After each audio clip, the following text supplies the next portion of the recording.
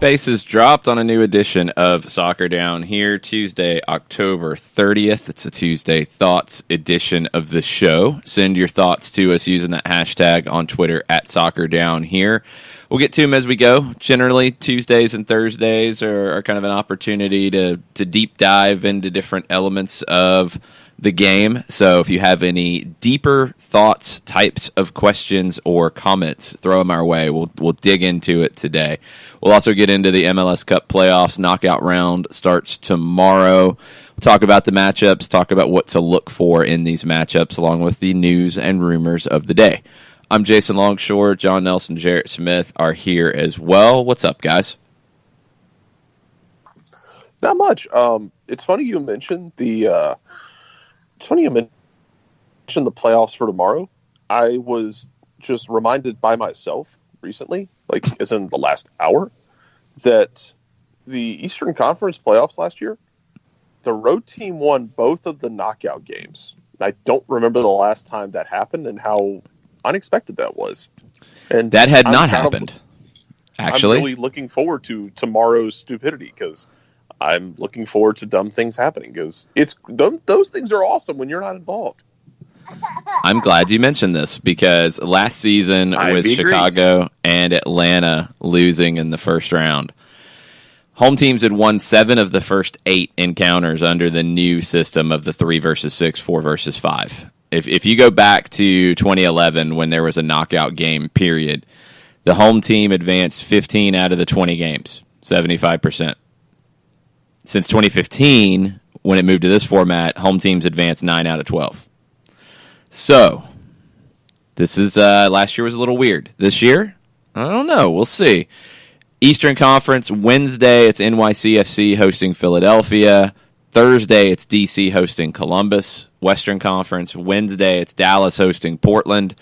Thursday, LAFC hosting Real Salt Lake. Which road team has the best chance to pull an upset, John? Oh, I'll go Portland just because of recent form with FCD. What about you, Jarrett? Come again? Which road team has the best chance to pull an upset this year? Oh, I think it's Philadelphia. Just with what they've been doing, last game notwithstanding, I think their form combined with the form, if you throw out the last and just take the form of Philadelphia against the form of NYC, not including that last game, it would be Philly for me, just with what they've been lately. That said, they're doing it in the most difficult building possible. Yeah, that's why I think it's difficult. My initial gut reaction, and as the matchups were coming into fruition, Mike Conti and I were talking about it after the match on Sunday, and my initial gut reaction was Philadelphia, but with NYC getting Yangel Herrera back and just being at Yankee Stadium, period, I think it's a tougher situation for Philly. I think Portland is probably the road team that I'd put the most money on winning on the road in the knockout round, which is very rare. Columbus, I just don't see much of a chance for them in D.C. Real Salt Lake, I don't see really any chance for them at LAFC. LAFC has dominated RSL this season, and RSL is backing in as far as you can back into something. RSL's done it. I just don't see them pulling that upset. Dallas has been bad in the second half, and the word collapse was being thrown around a lot on the weekend. Dallas with more losses than wins in the second half of the season, that equals collapse to me, John. Yeah. And I just the late season form of Dallas over the last couple of seasons has caused me to raise the people's eyebrow. And I can't put my finger on it, and I can't quite explain it. And I'm still trying to figure out the why in it. And that's why when you asked me the first question, I didn't hesitate. And you know, with what Oscar Pareja has done, going all the way through 75, 80%, 90% of a season, and then just mwah, and you just wonder what the deal is. And I just felt like Jerry Seinfeld doing that just a second ago. But yeah, I mean, it's to the point. You look in Webster's, and a picture is that of the table. It's like one of those picture books where you flip the pages and it moves on its own, like we did when we were little kids. You know, the 60 pages, and you draw the image that changes slightly. You get one of those, and then it seems to be FCD. And I can't quite put my finger on it, and it's a shame considering everything that has been built there to get to this point, and then you're limping in, and then you crash out. And I think that it's a shame considering everything else that has been built up to that point in the last couple of seasons. But it's not the same thing in the last couple of seasons. And this is where, if you don't dig into the details, you start to question, well, Oscar Pareja can't get it done at the end of a season. Let's go back the last 3 seasons. 2016, they won Supporter Shield. Mauro Diaz had an Achilles injury at the end of the regular season and missed the playoffs, and that's why they lost in the playoffs. But they won the Supporter Shield. 2017, that's the one that's hard to understand. I think you had a combination of Walker Zimmerman losing his form in the back. You had a team that struggled to score goals. Maxi Urruti up top just wasn't scoring consistently. Diaz came back into the team but was still finding his way in. And you also had some of the rumors that were out there about Urruti and Barrios having offers to go to Argentina, and the club refused to sell them because this was a team that had won Supporter Shield the year before and was trying to win MLS Cup for the first time. So, deal didn't happen. Team fell apart in the second half. This year, I think you can absolutely draw a line from where Mauro Diaz was transferred. You know, it's hard to say it wasn't the right business move because you were never going to have more value in Mauro Diaz than you had this summer.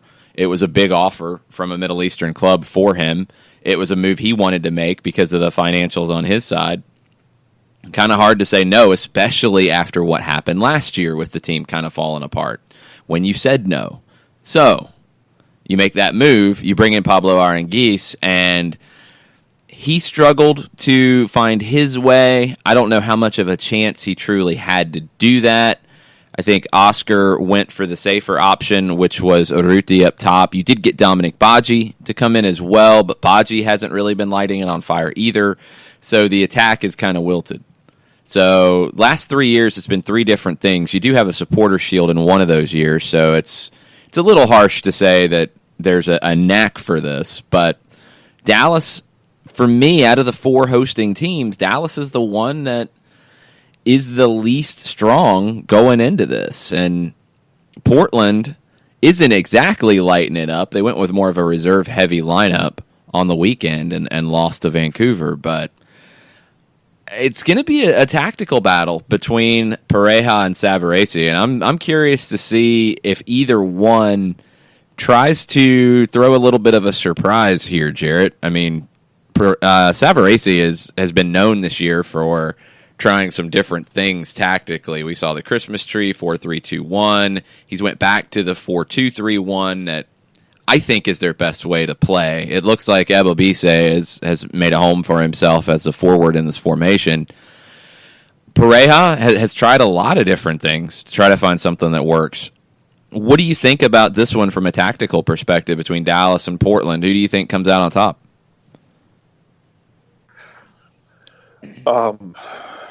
I don't know.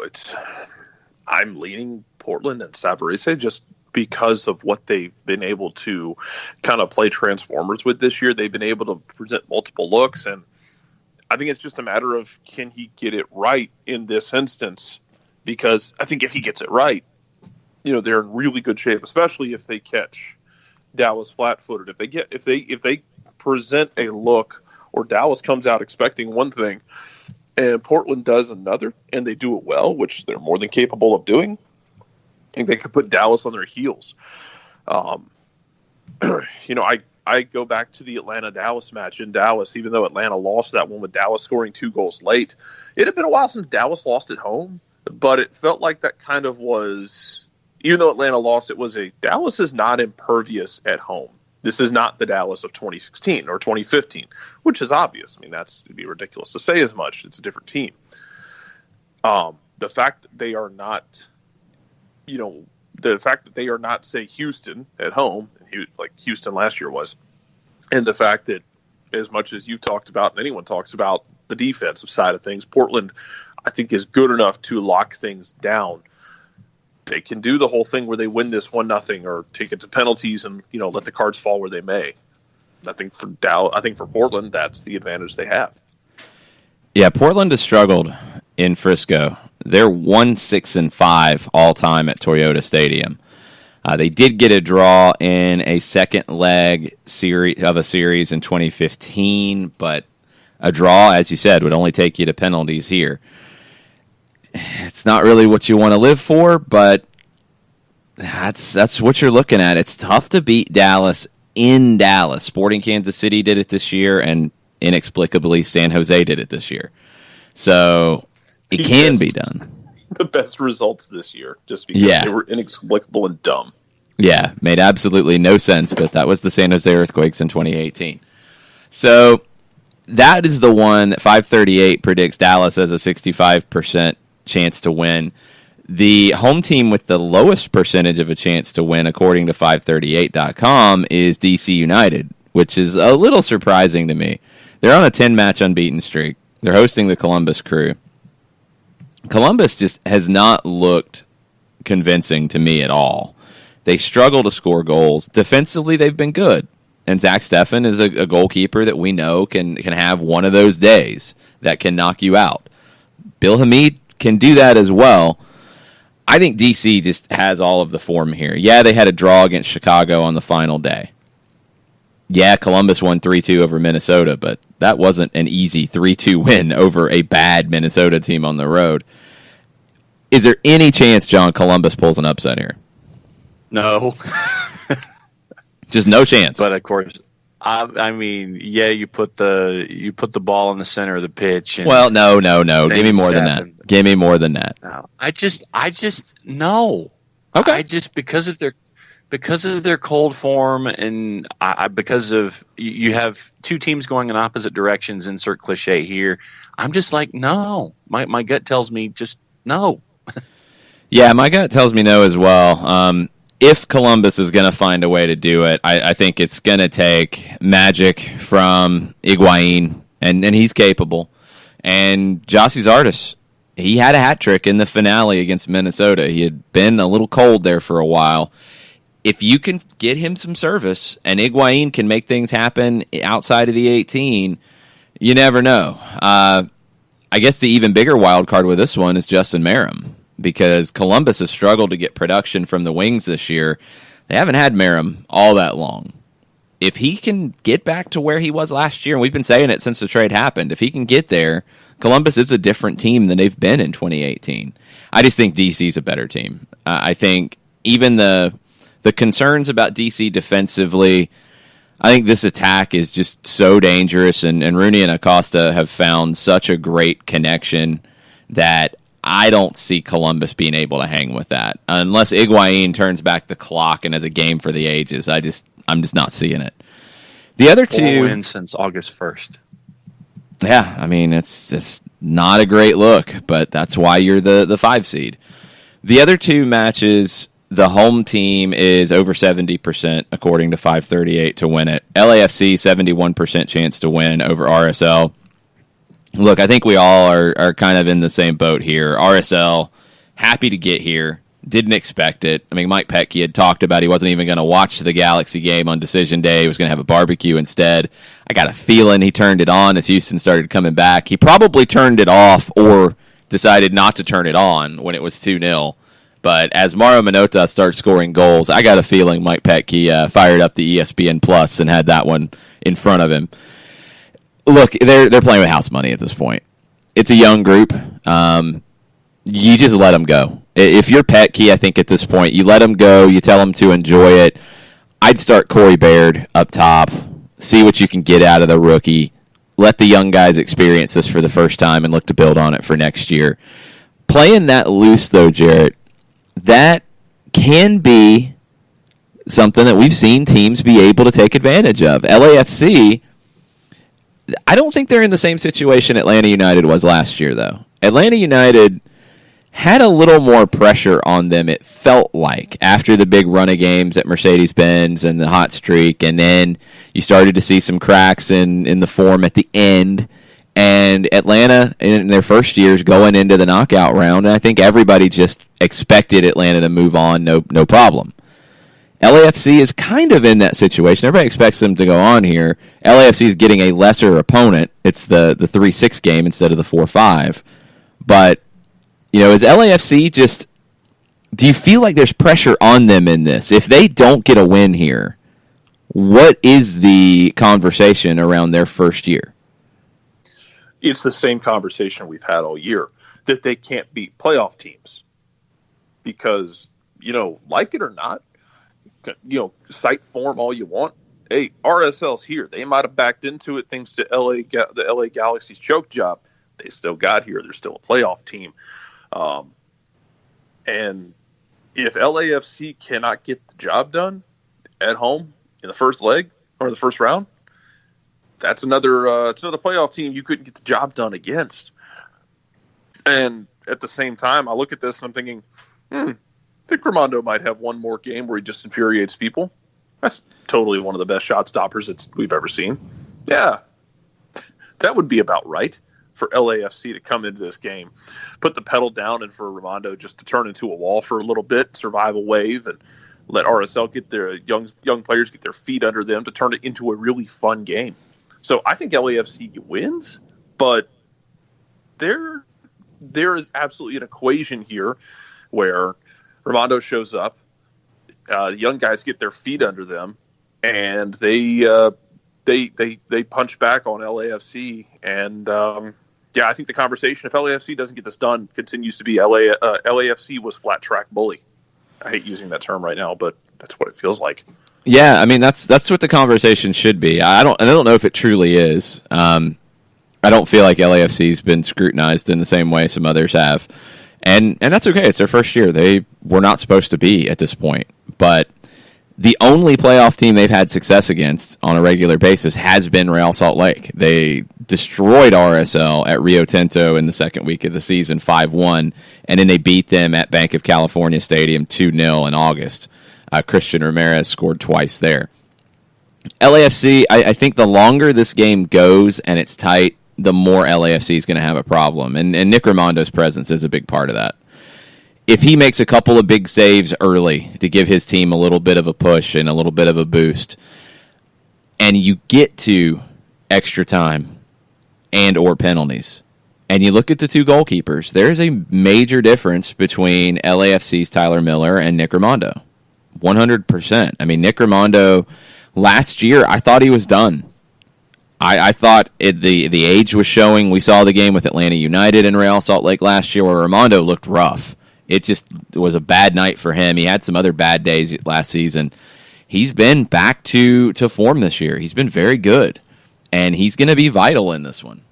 If he can make some big saves, give the team a boost, you never know what can happen with a young team that starts to believe in itself. And if it goes to penalties, I think you have to give RSL the edge based off the goalkeepers. I think you absolutely do. So can RSL get there? I don't know. I think it's the longest shot of the knockout round, but anything can happen.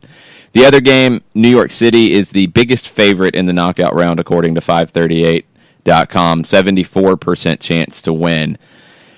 Philly's had some good success against NYC. They beat them 2-0 at Talon Energy this season. NYC had the big win 3-1 on decision day. I think it's definitely more of a toss-up than 74% win for NYC, but Yangel Herrera's presence should give NYC the edge here. I want to see if Philly, I guess the biggest question for me about the Union is, are they satisfied to get in? Are they happy just to be here? Are they angry because they had a chance to host and they blew it? What is their emotional state going to be coming into this? Because I think that'll be a big part of it. Those emotional swings in the postseason are huge parts of matches, and we'll see if Philly's up to that task. We're going to take a break, come back, more playoff talk, more news and innuendo and rumor talk, more stuff around MLS as the playoffs start tomorrow. Stay with us. We'll be right back.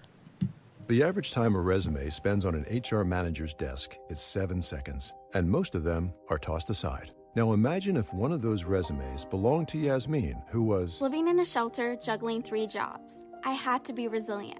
That's something that you can't teach. We rely so much on a resume, yet it could never tell the full story of someone who had to be independent and take initiative. And that's how I handle every project I get. Discover new ways to develop great talent at gradsoflife.org. Brought to you by Grads of Life and the Ad Council. We know that every driver is different, and a one-size policy does not fit all. That's why Country Financial offers a variety of discounts, so you get the coverage you need and the savings you deserve. From good driver to good student, multi-policy to multi-car, we've got a discount to suit every driver. Call Jason Wright at 678-568-6871 today to see what you could save. On Facebook at Jason Wright Agency or by phone at 678-568-6871. Discounts vary by state. Policies issued by Country Mutual Insurance Company, Country Preferred Insurance Company, or Country Casualty Insurance Company, Bloomington, Illinois. Hey, hon, what you doing with your phone? Taking pictures? No, I'm asking it questions. Like what? Hey, Bobo, do flowers have best friends? I'm sorry. I'm afraid I don't know that. Hey, follow me. I want to show you something. Look, flowers do have best friends. Whoa. Some answers can only be found in nature. Discover the unsearchable. Visit discovertheforest.org to find a trail near you. Brought to you by the United States Forest Service and the Ad Council. Soccer Down Here is sponsored by Appolinsky & Associates, LLC, personal injury lawyers with over 30 years of experience. Call Steve Appolinsky at 518-350-4231 or email him at steve@aa-legal.com if you need help with a wrongful death or serious injury matter. Steve Appolinsky is rated one of the top 100 trial attorneys in Georgia, recognized as Legal Elite by Georgia Trend magazine for being one of the most effective lawyers in Georgia.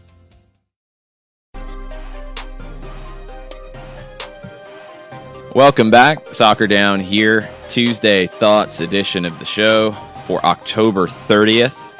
We have some Tuesday Thoughts heading our way from Thomas Joanne. Rumors in Argentina that Tata might be rethinking the FMF job, the Mexican national team job. Comments from one of his assistants about wanting to stay in the U.S. That was from Dario Sala. We'll get into that in a second as well. Can the U.S. men's national team please get its head out of its backside and reach out to Tata? Okay, lots of stuff to parse through here. Reports out of Argentina, and I saw them from ESPN in Argentina. Other outlets have had this as well, is that there's an increasing chance that Tata Martino might not take the Mexico job, that he's rethinking it, or he just has second thoughts, or whatever. We don't know the details.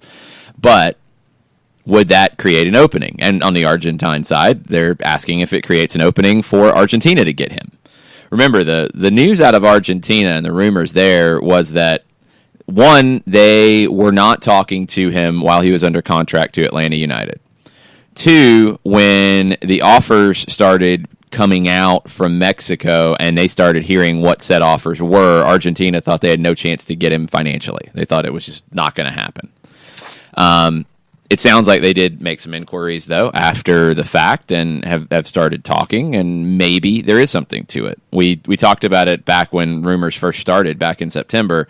Chiqui Tapia is a friend of Tata Martino's. He is the head of the Argentine Federation now. He's a person who always had Martino's back when Martino was battling with the Federation during his last run. He couldn't get things sorted out financially, couldn't get things sorted out for the Olympic team in 2016, all the different stresses that Martino had. Chiqui Tapia was trying to help him out with it. So there's a friendship there, and that does come into play here.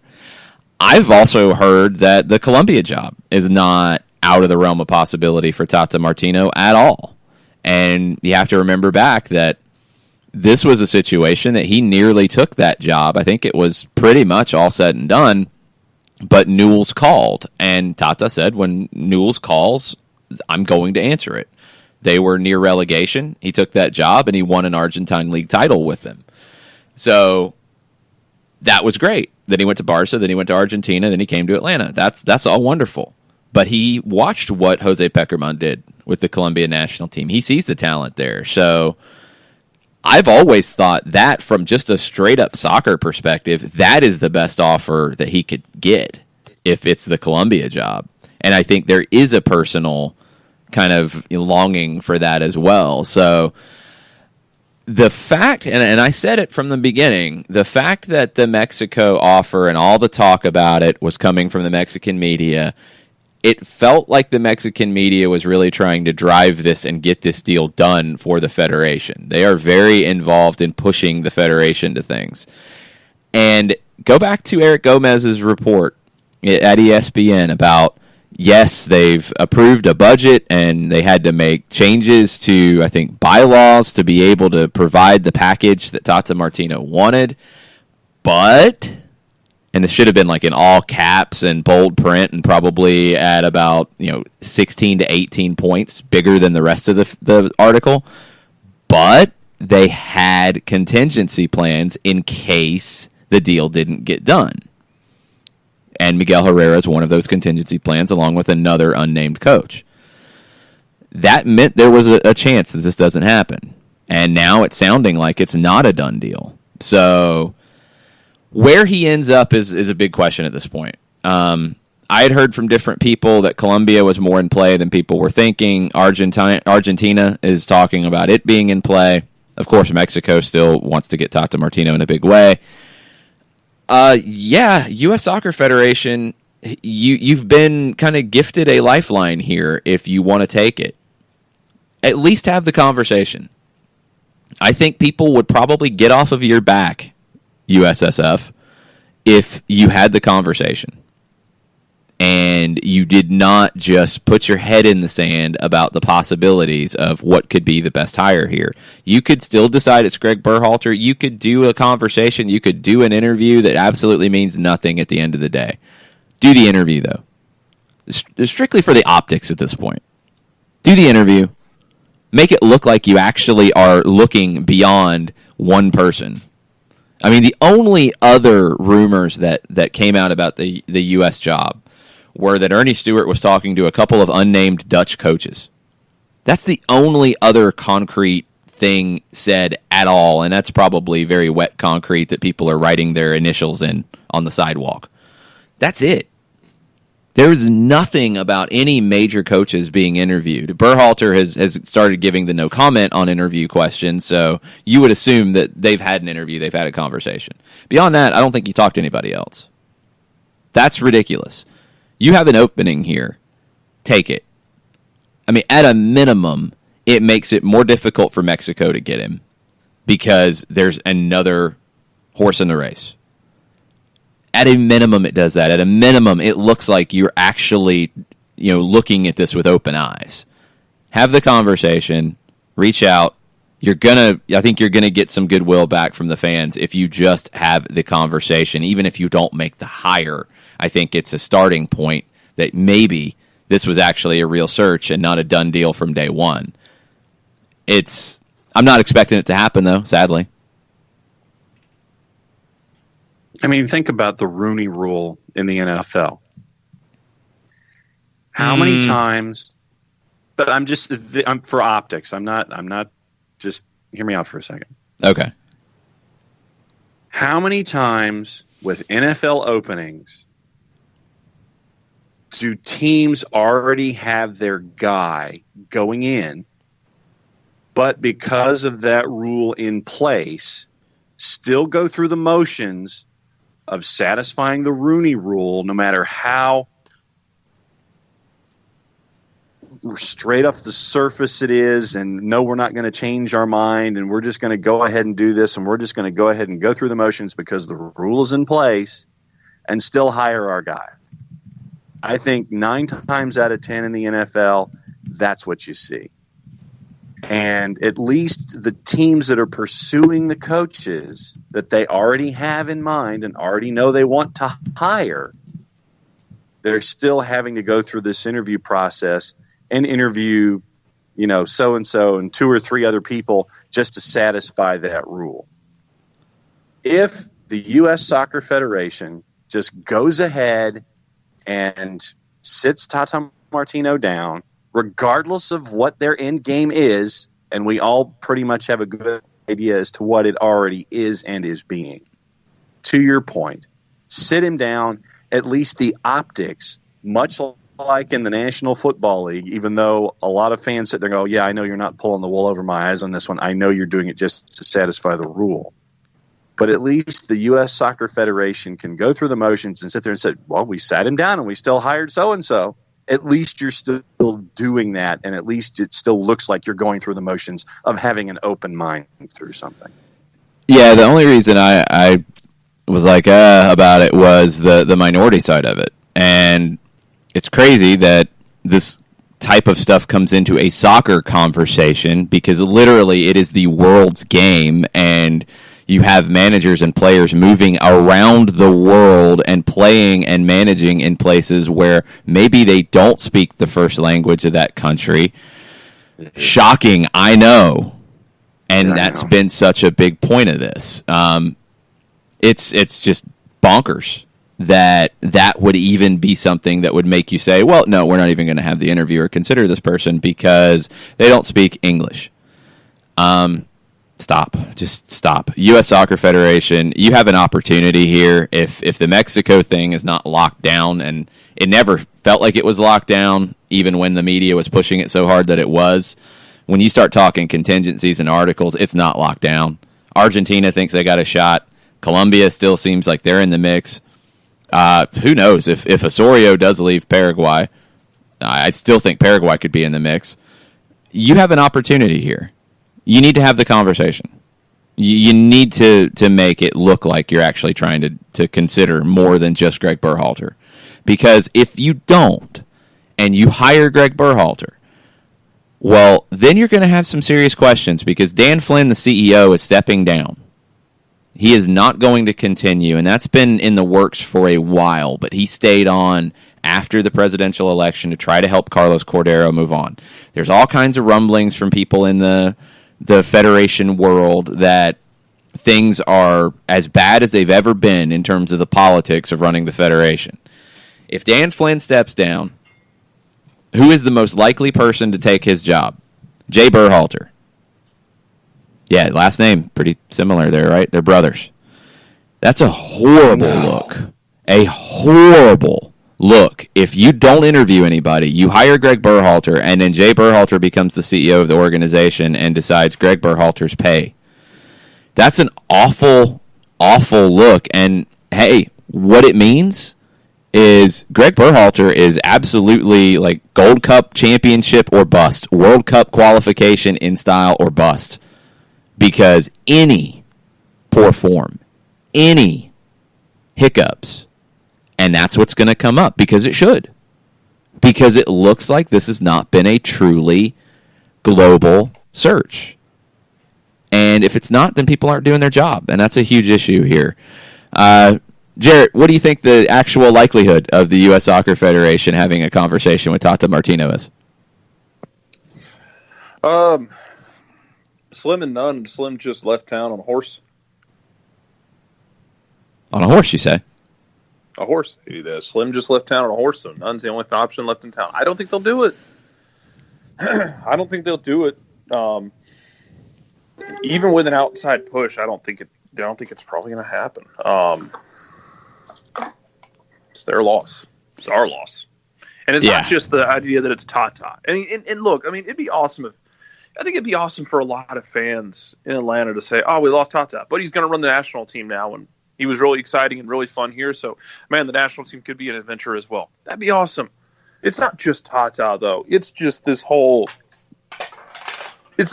we're only going to consider this one guy. That's not just their loss. That's the fans' loss as well. Because as cheesy as it might sound, you owe it to the fans to make the search as thorough as possible, especially after you just missed the World Cup. But no, we're not going to do that, are we? No, it doesn't sound like it. It's pretty shocking. I mean, when you start to look at some of the managers that are out there, beyond Tata Martino, beyond the United States right now, and you start looking at names who are out there that could be possibilities. We mentioned it on Soccer Over There. A guy like Ranieri. Not working right now. Conte, not working right now. Conte had some good success with Italy. There's guys out there that you could consider. There's no guarantee that Tata Martino is the best option. There's others that could be better for this U.S. men's national team than Tata Martino, for sure. But the fact that you're not talking to any of the leading candidates who are working in the United States right now, let alone talking to any of the global candidates that are out there that could be great hires, the fact that you're not talking to anybody but it sounds like one person is mind-blowing at this point. Just absolutely mind-blowing. And they better get it right. I mean, that's all you have here. The funny thing, you mentioned it, Jared, about how like an external push to hire Tata Martino might not work. That's what's so funny about what's going on in Mexico. It happens in other Latin countries as well. It happens in every other country around the world. It's not even a Latin thing. But the way the soccer media works, the way things go, Mexico is like lobbying for Tata Martino to get the job to their federation. Here, it feels like if you push the federation, if you ask questions, they push you away and go in a different direction just to spite you. And it's like, no. Like, you don't have to follow what the media says, but you have to look and appear and act in a more open-minded way because the old way hasn't always worked. The old way of putting your head down and saying, we know better, hasn't always worked. This is a global sport. There's a global influence to it. You have to be out there participating in the global market and universe. And I really hope the U.S. Soccer Federation does this and takes advantage of this opportunity. We'll see. Reportedly, they were going to make an announcement on November 1st. That would be Thursday. If it's Greg Berhalter, I don't think they'll make that announcement Thursday. They might make it Friday when the Columbus Crew are possibly eliminated from the playoffs. But there are games coming up in November. It looks like Dave Sarachan will be in charge for the England and Italy games. Roster could be announced as early as Monday. It just doesn't look like anything differently is going to happen at this point with the U.S. Soccer Federation. Just have to wait and see. We're going to take a break. We're going to invite Joe Patrick onto the show next in the next segment. We're going to talk Atlanta and Toronto, playoffs for Atlanta United, everything coming out of Decision Day from a Five Stripes perspective. We'll get into it with Joe on the other side of the break. Stay with us. Sweet strawberry icing. You're in Goodwill, and just past that vintage denim jacket you spot miniature donut earrings. You lean in. That's the scent of shopping success. Because at Goodwill, every item you buy funds local job training and more. So bring home those donut earrings and bring home so much good to your community. Goodwill. Bring good home. Brought to you by Goodwill and the Ad Council. Soccer Down Here is sponsored by Apolinski & Associates, LLC, personal injury lawyers with over 30 years of experience. Call Steve Apolinski at 518-350-4231 or email him at steve@aa-legal.com if you need help with a wrongful death or serious injury matter. Steve Apolinski is rated one of the top 100 trial attorneys in Georgia, recognized as Legal Elite by Georgia Trend magazine for being one of the most effective lawyers in Georgia. Hamilton was adopted from a rescue in 2008. He really likes to be around people. I get out my mat and I'm doing a downward dog and he's underneath. He's quite the pug about town. He gets invited to a lot of parties. He knows he's a pretty big deal. Look at this little face. How could you not love him? Hamilton the Pug, Instagram star and shelter pet. Amazing adoption stories start in shelters. Visit theshelterpetproject.org to find a pet near you. Brought to you by Maddie's Fund, the Humane Society of the United States, and the Ad Council. As a business owner, you know that every year brings new challenges and opportunities. The success of your business demands expertise and focus. And Country Financial can help you keep that focus by helping ensure you have the right insurance protection in place to meet your goals. Jason Wright can help you create a customized insurance plan that has coverages designed just for your business. Give Jason a call at 678-568-6871 or reach him on Facebook at Jason Wright Agency. Coverages vary by state. Policies issued by Country Mutual Insurance Company, Bloomington, Illinois.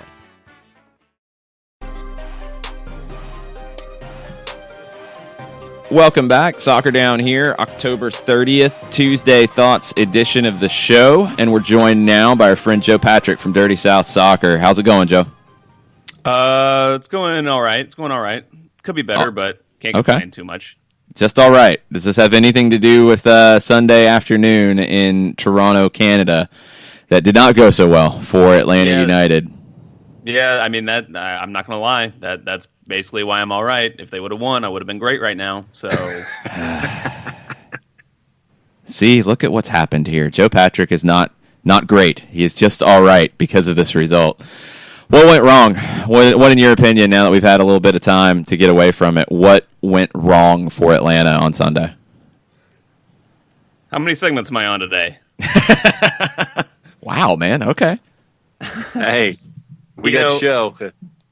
I think it's I think it's obviously a multitude of factors. To me, the most overarching one, though, is just the fact that this team hasn't really been through these fires, at least to this extent, like with silverware on the line. And they just looked like a team to me that didn't have full trust in one another, that everyone was going to kind of be able to do their jobs. They looked jittery. They looked anxious. I think we saw a lot of that kind of nervous anxiousness expend a lot of energy from the team early in the game, and that came back to bite them later on. It obviously doesn't help when you're pushing to try to score equalizers after the 8th minute or whatever it was. That's not going to help you physically. But I thought that the team was just, everyone was kind of overeager to do everything, and when you do that, that typically comes back to bite you. The one that really just stands out to me was watching Franco Escobar in that first half. And, God bless him. He's giving it absolutely everything he had out there, but he's just sprinting up the pitch, down the pitch, just going 100 miles an hour. And that is not the way to play in a huge match or in any match. It's just not, it's not smart. It's not good. It's not good for the team. It's not good for him individually to be able to play a good 90 minutes. And I thought that was just kind of indicative of what we kind of saw from most players out there. So I think, obviously there was a lot that went wrong, but I think if you could boil it down to one thing, it's kind of that experience that, Tata Martino talked about it this week. He said that, this team is still learning how to win. It's only their second year in MLS, and they haven't been through these experiences before. There was the Columbus game was probably the closest thing you can compare this to last year. Obviously, the playoff game, but that one was at home. There wasn't necessarily silverware on the table. It was just a different dynamic to that kind of game. Everyone in the lead up to this one called it a final, and it looked like a team that was kind of playing together in their first final.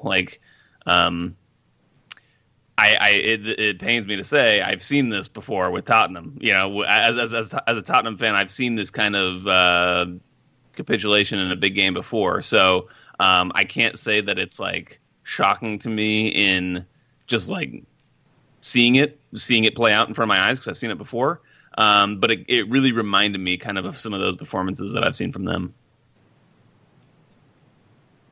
So if you were to put on a wall your top 3 concerns heading into Atlanta United's playoff appearance against insert team here going into the postseason, what would they be? So my first concern is the overall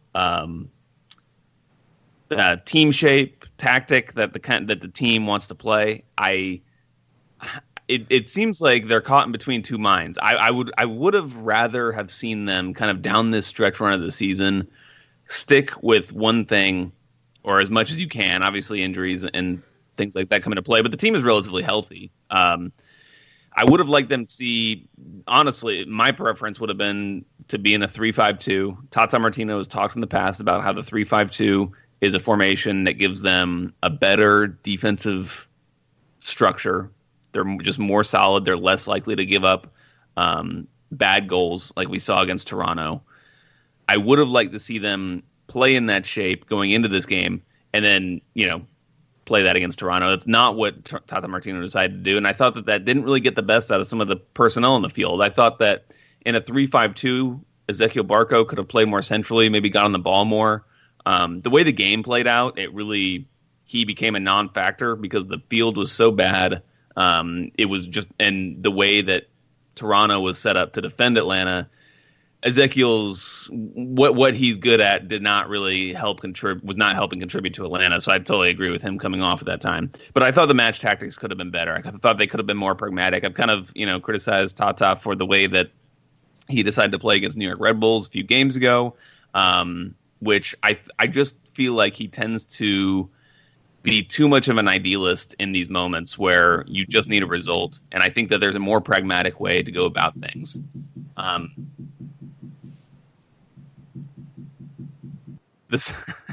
The second thing I would say is, we talked about it, the overall just experience of the team. I think that will get better as time goes by. We'll see more of that. So that's less of a concern for me going forward, despite what we saw.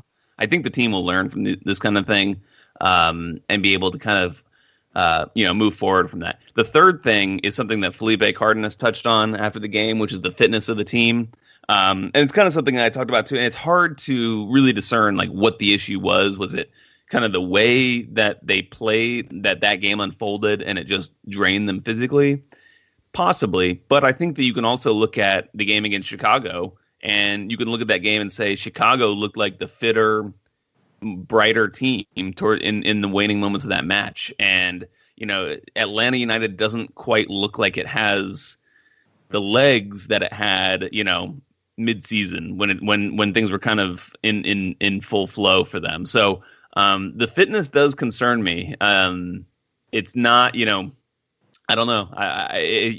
When you play such a high intensity like Tata Martino's teams tend to do, those kinds of things can happen. So you can kind of lose that exuberance that you had at one point in the season. So I think those are the three things that really concern me. So let's play the what if game because that's fun. Or not the what if game, the let's look ahead game. Let's look at what you got Wednesday. You've got elimination games, one-offs. Thank God we're not involved in those this year. They're stressful. It's like penalties. I enjoy watching them when I don't have skin in the game. Yes. Looking at this, you got between NYC, Columbus, and DC. Who do you want to see Atlanta match up with if you get to take your pick? So this is an interesting one. I think, who knows? Like, we could rank these teams. Who knows if I'm right or whatever. But I do, regarding the possible matchups that we could face, I do want to talk about DC United because I think there are some truths and some kind of mistruths that are being tossed around them. So, yes, extremely talented team. They have players, dynamic players who can change a game. Lucho Acosta, Wayne Rooney, obviously, Yamil Assad, these kinds of players, excellent players. I think what people are overlooking is the fact that DC United they have the fewest road wins in the league, in MLS. Let's see. They're tied with Minnesota. They each have one. Minnesota has clearly a worse record, but they have one road win this year.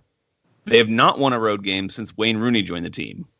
So, yes, they are dangerous. Their home record is incredible. But I don't think they're this infallible team that, I've seen a lot of people making them out to be basically the second favorites now behind New York because of the way Atlanta's looked. And maybe that's true. Maybe Atlanta is falling and DC is rising. I mean, that's kind of inarguable, but I would just say I think DC can be had, if you're playing in a two-legged series, a two-legged tie, I think they can be had at home. We did it. Andrew Carlton started in a 3-1 win. It was pretty ho-hum.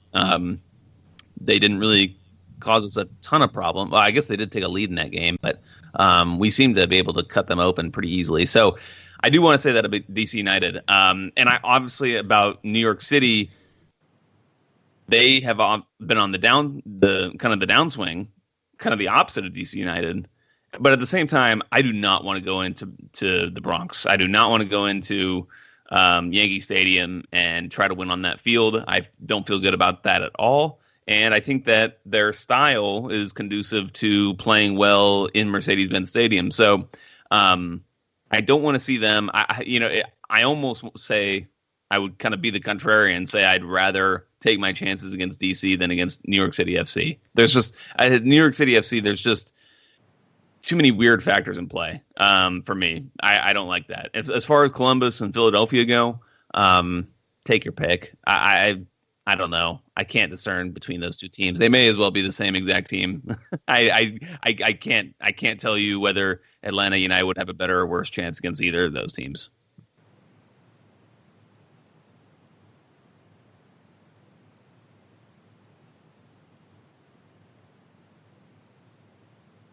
The average time a resume spends on an HR manager's desk is 7 seconds, and most of them are tossed aside. Now imagine if one of those resumes belonged to Yasmin, who was living in a shelter, juggling 3 jobs. I had to be resilient. That's something that you can't teach. We rely so much on a resume, yet it could never tell the full story of someone who had to be independent and take initiative. And that's how I handle every project I get. Discover new ways to develop great talent at gradsoflife.org. Brought to you by Grads of Life and the Ad Council. We know that every driver is different, and a one-size policy does not fit all. That's why Country Financial offers a variety of discounts, so you get the coverage you need and the savings you deserve. From good driver to good student, multi-policy to multi-car, we've got a discount to suit every driver. Call Jason Wright at 678-568-6871 today to see what you could save. On Facebook at Jason Wright Agency or by phone at 678-568-6871. Discounts vary by state. Policies issued by Country Mutual Insurance Company, Country Preferred Insurance Company, or Country Casualty Insurance Company, Bloomington, Illinois. Hey, hon, what you doing with your phone? Taking pictures? No, I'm asking it questions. Like what? Hey, Bobo, do flowers have best friends? I'm sorry. I'm afraid I don't know that. Hey, follow me. I want to show you something. Look, flowers do have best friends. Whoa. Some answers can only be found in nature. Discover the unsearchable. Visit discovertheforest.org to find a trail near you. Brought to you by the United States Forest Service and the Ad Council. Soccer Down Here is sponsored by Appolinsky and Associates, LLC, personal injury lawyers with over 30 years of experience. Call Steve Appolinsky at 518-350-4231 or email him at steve@aa-legal.com if you need help with a wrongful death or serious injury matter. Steve Appolinsky is rated one of the top 100 trial attorneys in Georgia, recognized as legal elite by Georgia Trend magazine for being one of the most effective lawyers in Georgia.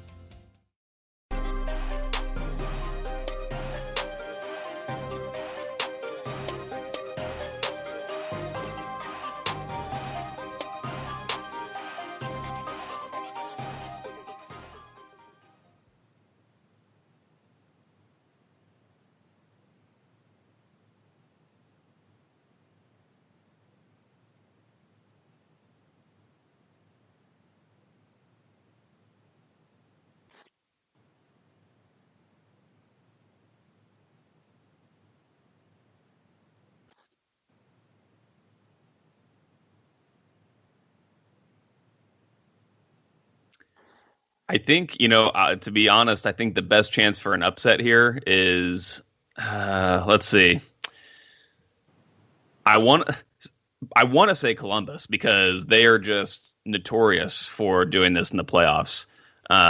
We saw it obviously firsthand last year. They came in, beat Atlanta United team that was pretty incredible at home, and just like DC United is this year. And they came in and kept a clean sheet against, a team that was touted as being, the fastest team on turf or whatever they wanted to be called. So I think that there's a potential for upset there. I would say about New York City FC, as much as I don't want to face New York City, and I didn't mean to kind of, be dismissive of Philadelphia or Columbus. I think Philadelphia has a chance in New York City. I just don't know. I honestly think Philadelphia is set up better to face New York City FC than we necessarily are to face them, especially on that field. So I think that they have a fighting chance. I mean, New York City has not been anything special, but I think have they gotten Herrera back? Yeah, they looks that way. So he played 90 on the weekend. Okay, yeah, so that's going to be a huge boost for them, I would think. As far as Portland and Dallas, I don't know, which one is the upset. Those seem like two very evenly matched teams to me. And I'd be pretty surprised if Real Salt Lake beat Los Angeles. I think LAFC is probably the safest call, in my opinion. But we will see. These games are, it feels great not to be a part of them. Kind of like Jarrett was talking about with penalty kicks. That's kind of how I feel about these one-off, wild card or knockout games. It'll be incredibly fun for me to sit on my couch and watch without having a rooting interest. But, we know from how last year played out how, just these things can be like coin flips. And so you mentioned coin flips. How many of these other matchups for you are that way, where I know that we mentioned, okay, closest to an upset would be A. So how many of these other matchups would be coin flips in your opinion? I mean, the one to me where I clearly don't have a favorite is Dallas and Portland. I don't know what to make of these teams, to be perfectly honest. Dallas especially just really confuses me. I feel like you don't know what you're going to see out of them. Ever since they lost Mauro Diaz, they haven't been the same team offensively, and defensively, I'm just not sure. It's impossible to tell how effective they're going to be. So I think if any is a coin flip for me, it's going to be that match. Yeah, I was waiting for a snide comment on that from anybody. Okay, that's not going to happen. I still think some of what we saw in the last two games, especially, had to do with the fact that the injuries came home to roost. Atlanta's on third and fourth options in some positions like left back, and we don't know what Chris McCann is going to be for the playoffs or how healthy he's going to be right now. Are you going Greg Garza at left back if you can, as long as you can? And where do you slot in a guy like a George Bello after what he's shown you in a big playoff game? I think you have to ride the playoffs with Garza as your starter, Bello kind of as your backup at this point. With McCann having suffered an injury, it's just hard to be able to rely on him, and especially when you take into account some of the performances he's had. The thing about McCann that I've said is that it's hard. He's prone to an individual mistake, maybe more than anyone else on the back line, and that's just something in a playoff in a playoff match, you just don't want to have that kind of risk so apparent on the back line. So I would go with Garza. I was actually kind of worried about what we were going to see out of Greg Garza, but he looked very fit. He looked much sharper than I thought he would look. I was actually very impressed with him. We at Dirty South Soccer, we ran a column of winners, losers from the game, and obviously there's way more losers than winners from an Atlanta United perspective. But you got to look at Greg Garza as being that's a win. That's a small victory for Atlanta to kind of see his performance there and be like, okay, yeah, I think we can rely on this. And without having to play this midweek match, I think it sets up perfectly to allow him to rest, recover. And maybe it plays into Atlanta's hands that he's got a little bit fresher legs than maybe some of the other players in the squad. So and especially same thing with Miguel Almiron. Maybe the injury could be a blessing in disguise where he comes back and he's a little bit fresher and ready for this playoff push. So I would go with Greg Garza, and I'd go with George Bello as the backup. I think that, to be perfectly honest, I would just go with Bello. I just think Bello is a better player than Chris McCann, and that's really not so much a slight on Chris McCann. It's just I think that in Tata Martino's system, I think Bello has the attributes you want out of that position, and he's just a better option. It's just kind of plain and simple. We've got lots of stuff to continue discussing, but Joe is going to leave us now, and he will be joining us for Stoppage Time Live tonight at Fido Irish Pub in Buckhead, 7 o'clock, 92.9 The Game presents it. Mike Conti, Jimmy Vance, myself will be on the show. We will have an Atlanta United guest as well, and Joe Patrick will be joining us in person. So, Joe, thanks for today, and both now and later, and I'll talk to you later on today. Sounds good. I can't wait. I watched the whole one last week on Facebook Live, and it was fantastic. So I'm proud, honored to be joining you guys for this one. Thanks, man. We appreciate it. Minna, our producer, is amazing and makes us all look good. So we all thank her for that. We're going to take a break. We'll be back for hour number 2 after this. Sweet strawberry icing. You're in Goodwill, and just past that vintage denim jacket you spot miniature donut earrings. You lean in. Ah, that's the scent of shopping success. Because at Goodwill, every item you buy funds local job training and more. So bring home those donut earrings and bring home so much good to your community. Goodwill. Bring good home. Brought to you by Goodwill and the Ad Council. Soccer Down Here is sponsored by Appolinsky & Associates, LLC, personal injury lawyers with over 30 years of experience. Call Steve Appolinsky at 518-350-4231 or email him at steve@aa-legal.com if you need help with a wrongful death or serious injury matter. Steve Appolinsky is rated one of the top 100 trial attorneys in Georgia, recognized as legal elite by Georgia Trend magazine for being one of the most effective lawyers in Georgia. Hamilton was adopted from a rescue in 2008.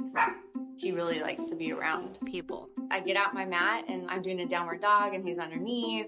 He's quite the pug about town. He gets invited to a lot of parties. He knows he's a pretty big deal. Look at this little face. How could you not love him? Hamilton the Pug, Instagram star and shelter pet.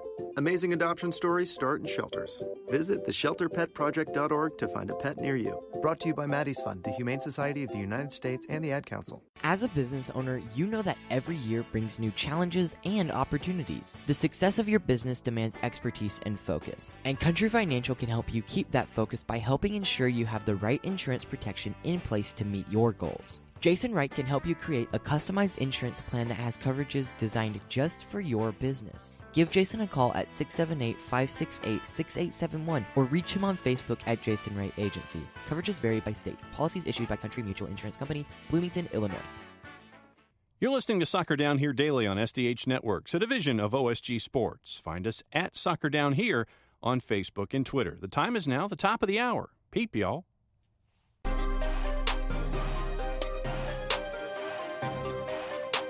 And we're back. Soccer Down Here, October 30th, Tuesday Thoughts edition of the show. And Jarrett Smith has some breaking news out of Nashville. Yeah. Nashville has decided that they've got a GM now. As I close the email out. I got it. Good timing. Yeah. Do the thing, John. John Nelson with some breaking news. Do I get the sounder too? I already hit the sounder. I'm not hitting it again. Oh, there you go. Nashville's MLS team announced the hiring of Mike Jacobs as general manager for soccer operations. Jacobs will maintain his current position as technical director with Nashville SC of USL and transition into his new MLS role during the 2019 season. Quote, I'm excited to announce Mike's appointment as general manager in the early stages of our club's development, said Nashville MLS CEO Ian Ayre. Mike has significant experience in the U.S. soccer industry, both at the collegiate and professional level, and his varied expertise across the game is a key skill set as we embark on our Major League Soccer journey. In my experience, building successful teams is all about matching the best talent to the right opportunity. Mike's knowledge of the U.S. soccer landscape and his creative approach to building a roster are crucial factors as we begin assembling a team as the associated infrastructure needed to create a successful soccer club. End quote, end of paragraph. Subsequent quotes come from Ingram and Jacobs himself in the press release. And we also have pictures and video of the quotes brought to us by our friend Austin Gwynn at Nashville MLS. Very nice. It makes a lot of sense. I mean, I think this was probably the idea when Jacobs came to Nashville.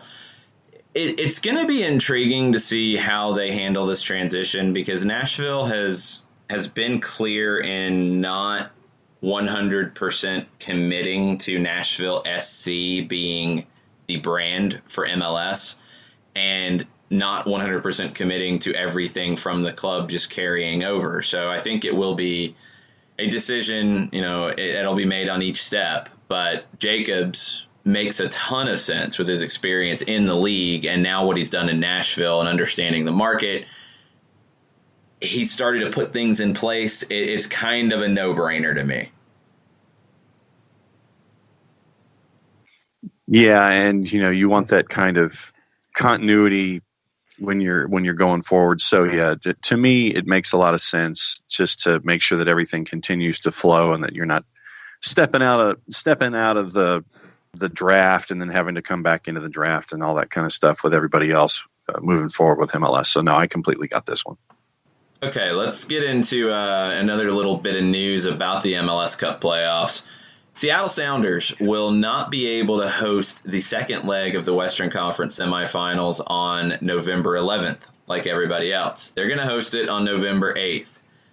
That means that the team that they are facing will have played on Decision Day, will have played midweek in the knockout round, will have played on Sunday, November 4th, and then on November 8th.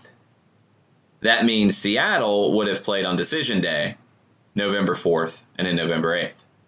That's a decided advantage for the Sounders in my book. And the reason they're playing it on the 8th is because of the Seattle International Car Show at CenturyLink Field, November 9th to 12th. So a car show gives the Sounders a big advantage in the playoffs, Jared. I would be salty as all get out if I'm whoever has to play Seattle. Yeah, it's ridiculous. I mean, I don't think there's any way to justify this for the Sounders. Atlanta United and Mercedes-Benz Stadium moved a Ed Sheeran show that I don't know what the ticket numbers are, but I'd imagine they're pretty good. Moved it to avoid conflicting with a playoff game, and Atlanta United is playing the playoff game as scheduled on the 11th. This is not a good look for the Seattle Sounders.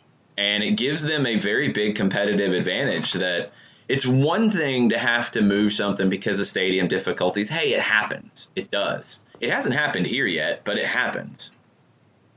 But to have to move it and give yourself a big competitive advantage, that's not right. That's not right at all. Not a fan of this move at all. I mean, for me, with the conference championships set for the 25th and the 29th, what would have been the harm in doing it on the 13th? International break. Okay. So, I mean, that makes it difficult, but international break, it does affect it. I don't know what the other solution could have been here. I don't know if they could have played at Husky Stadium. I don't know if there was another option of somewhere else they could play that would have worked, but to be forced to move it but give yourself a competitive advantage in moving it, that's the part I don't like about it. And I agree with Jared, whoever is playing the Sounders in this spot has every right to be upset about it. And if it's somebody if it's Mike Petke, no, it couldn't be Mike Petke because of the way it works out, so we're not going to get an epic rant. But whoever it is has every right to be upset about it. Bob Bradley will have some very salty things to say about it if it's LAFC, and that is probably your most likely scenario. That will be must-watch television. It's not right. It's not right from a competitive standpoint. And I know Seattle wasn't expecting to be hosting the second leg of the playoffs at this point because of where they were, but I think the better solution here would have been to flip it. And yeah, you lose the opportunity to host extra time and penalties in your building, but if you can't meet the demands of the schedule, then you have to play your home leg first, and the other team gets to host the second leg. I don't think you put the other team at competitive disadvantage because of your scheduling issues. That's really unfair to me, and I don't like the way MLS has handled this at all. I mean, to me, that would have been classified as a you problem, and you have to pretty much bend to the way to make it right for the scheduling. And so that to me would have been the way to do it. Venue. You have to play somewhere else and host, or you have to flip the dates, and that's it. That's what it should be. It shouldn't be this where you get to bump it up and that team has to play 4 games in 12 days, something like that. Yeah, 3 in a week and 4 in 12 or 13. Not right. Not right at all. Better news around the league came out yesterday. TV ratings are up 6% in 2018 on Fox and ESPN, which is pretty good when you look at TV ratings not really being up for much of anything these days. Everything getting so spread out, and many different sports are having different issues on TV. Fox and ESPN are up. Fox broadcast network was really high this year, and a lot of that was down to the way they scheduled it coming in off of World Cup games. That was very strategic and very well implemented by Fox. 14% increase on Univision as well. That's a big one. But probably the biggest thing here is that all three sold out their ad inventory for the regular season and the playoffs. Everything is sold, and this is the third straight year that has happened. That's a big thing. The TV sports landscape right now is really the only thing that is driving, live viewing. Because of DVR and because of all that, it's harder for shows to find as much footing or the same type of footing and get the same type of advertising buys. Live sports is something that you can't deny, and with MLS ratings being up, not dramatically, but up, and they've been consistently going up. It's a good situation to be in for the league when you're looking at a new TV contract after the 2022 World Cup. These numbers are always interesting because depending on where you get them from, some of them include streaming, some of them don't. And streaming numbers change things a lot with these sorts of things where you have the streaming numbers can be insanely high for some things, such as the World Series, your college football games, even NFL, although, the NFL can be kind of stubborn about that kind of stuff. MLS's streaming numbers, I'm sure absolutely absurdly good compared to some of the other sports. The streaming numbers are part of where it's all going in that direction where, as many people are using the cable package and ESPN Plus, that partnership with MLS looks brilliant.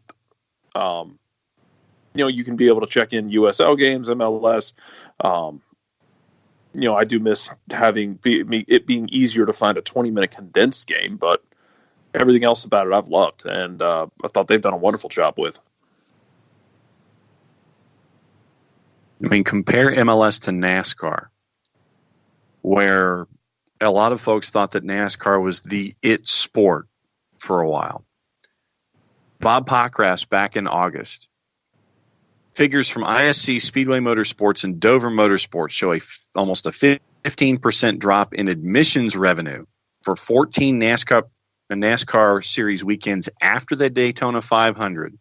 TV ratings for the Fox portion of the season down almost 20% with an average of 4.1 viewers per race. Compare that to what MLS is doing right now. And you see the growth of the sport here, not just in the Southeast, but in the U.S. and across different networks and across different strata, that what NASCAR used to be, MLS is really doing right now with the pedal down. Yeah, it's been really interesting to see that side on the TV. The attendance as well. Highest paid attendance in league history at 7.4 million, averaging roughly 19,000 paid tickets per game. MLS also set a new high in the average ticket price across the league at $30. It's also looking like next year will be the strongest renewal year for season tickets in league history. This is all from the Sports Business Journal. It's a growing league. It's a growing business, and that's all good for all of the things that we want to see MLS continue to evolve into. I had a conversation last night with Jeff Benedict over at 92.9 The Game, and we were talking about how Atlanta United has pushed the league forward, in some ways faster than I think they ever would have expected. That's a great thing. And one thing it does, result in is, there is a target on Atlanta United's back. I think, too, there's some jealousy from around the league and some people that are tired of hearing about it. But when you look at what Atlanta is doing, these increases, Atlanta United's had a big part in them. And the league is going to continue to grow and hopefully continue to evolve. And I hope Atlanta is always at the forefront, pushing this league forward and making Major League Soccer better and making American soccer better as a side product of that. I think it's a big aspect of what Atlanta United's done so far. And as once again, using NASCAR as the example, their TV rights deal had a 4% increase in TV dollars, and that offset partially because of the new tax laws, all the admissions revenue. NASCAR's parent company had 9 figures to the left of the decimal point in broadcast revenue through May. Tickets sold were about half that, and then they took in Speedway Motorsports had some other numbers, but right now it's a dangerous game with NASCAR where your increased rights fees are offsetting people not being in the seats. And then when the deal comes up for renewal, I want to see what the dance partners sit there and say about ratings versus outlay versus butts in the seats. Right now, MLS doesn't have that problem. No, not at all. It's been nice, steady growth for MLS. I think it's maybe starting to boom a little bit more. And when you add Cincinnati, Nashville, Miami to the mix, and then the race for the rest of the expansion, it's only going to continue to grow. I think Major League Soccer is in a great spot right now. Hopefully they don't rest on their laurels, and hopefully they look at this as an opportunity to grow in the right way, as opposed to just growing the dollars in the sense of it. And I think there is that mentality inside the league. I hope it continues, and I hope, growing the game in the correct manner continues to be part of MLS's growth. I mean, business is business. I get it. I want to see the game at all levels continue to grow, and it has been so far. Hopefully that will continue to be the case. We're going to take a break, get into your Tuesday thoughts on the other side. Stay with us. We'll be right back. The average time a resume spends on an HR manager's desk is 7 seconds, and most of them are tossed aside. Now imagine if one of those resumes belonged to Yasmin, who was living in a shelter, juggling 3 jobs. I had to be resilient. That's something that you can't teach. We rely so much on a resume, yet it could never tell the full story of someone who had to be independent and take initiative. And that's how I handle every project I get. Discover new ways to develop great talent at gradsoflife.org. Brought to you by Grads of Life and the Ad Council. We know that every driver is different, and a one-size policy does not fit all. That's why Country Financial offers a variety of discounts, so you get the coverage you need and the savings you deserve. From good driver to good student, multi-policy to multi-car, we've got a discount to suit every driver. Call Jason Wright at 678-568-6871 today to see what you could save. On Facebook at Jason Wright Agency, or by phone at 678-568-6871. Discounts vary by state. Policies issued by Country Mutual Insurance Company, Country Preferred Insurance Company, or Country Casualty Insurance Company, Bloomington, Illinois. Hey, hon, what you doing with your phone? Taking pictures? No, I'm asking it questions. Like what? Hey, Bobo, do flowers have best friends? I'm sorry.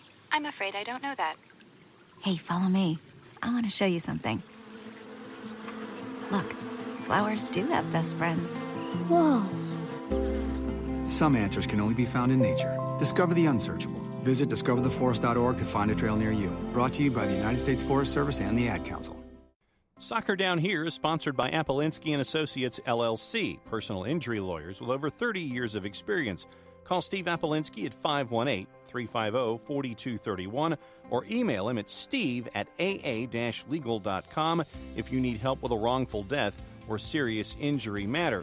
Steve Appolinsky is rated one of the top 100 trial attorneys in Georgia, recognized as legal elite by Georgia Trend magazine for being one of the most effective lawyers in Georgia.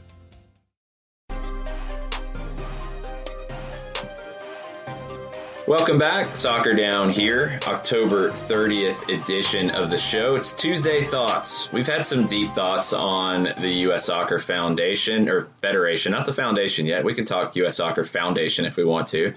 But lots of different deep thoughts from us, Joe Patrick as well, in hour number 1.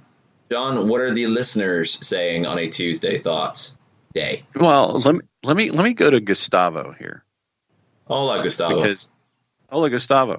Because his thought on a Tuesday is something very close to your heart as well, Senor Longshore. Okay. Today is Maradona's birthday, and that's one of my hashtag Tuesday thoughts. Between our 3 Argentine goats, Di Stefano, Maradona, Messi, I know Diego was the best player, but I prefer Messi. I just can't accept Maradona's world vision and personal behavior.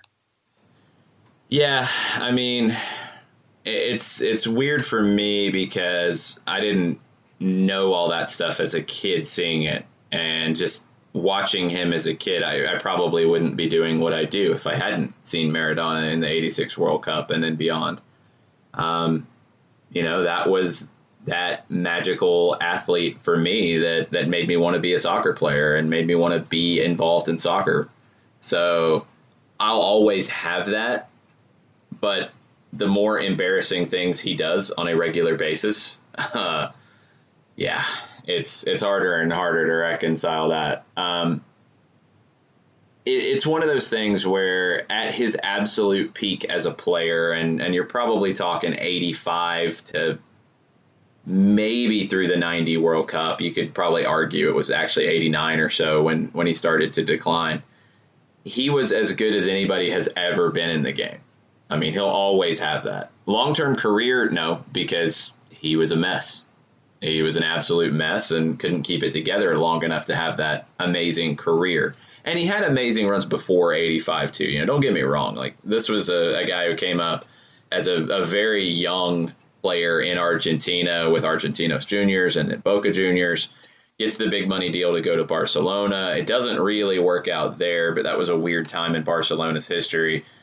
He had a running knee kick thing to a guy's head in a Copa del Rey match that everybody has seen this video. I think if you haven't, go look for the highlights from Barcelona Athletic Bilbao in Copa del Rey 82 or 84. I think it was 84. I think it was 84. Go look at that one and you'll see something crazy. It was just an all-out brawl at the end of the game. You think the brawl at the end of the first half of Philadelphia and Red Bulls was rough? No.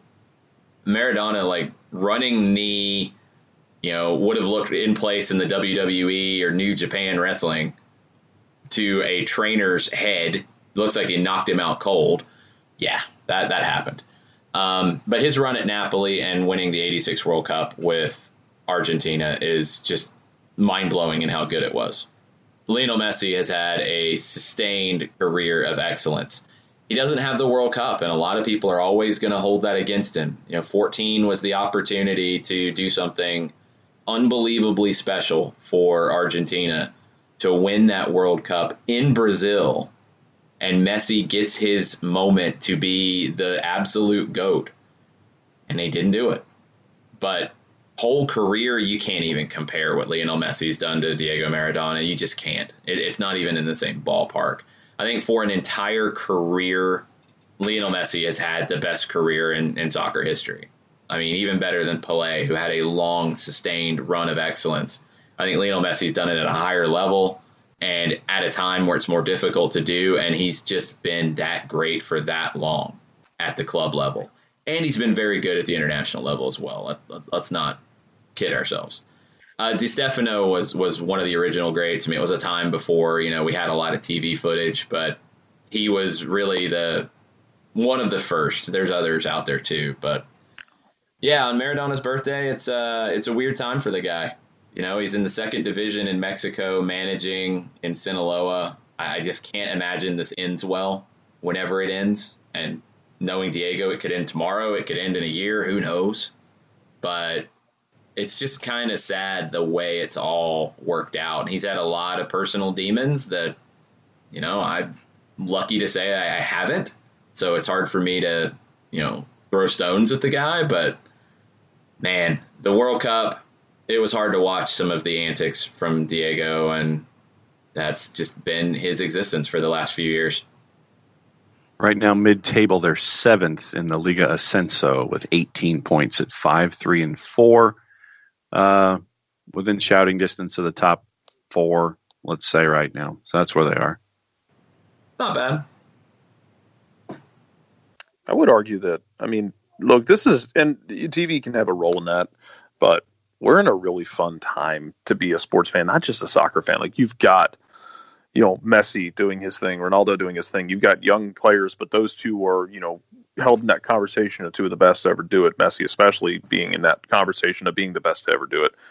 Every sport just about right now is either in the middle or ending what is considered arguably the best to ever do it. And it's a really fun time to watch really just about any sport if you want to. And again, access to TV and streaming services makes that easier, and it might color our vision. But numbers wise, I mean, you've got arguably the best to ever do it currently doing it in just about every major sport.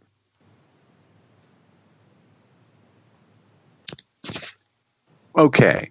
Tafka TLC, after our Nashville announcement, says, call it corny, but I'd love to see him go by Music City FC, have a kit with 6 mini stripes, and call themselves the Six Strings.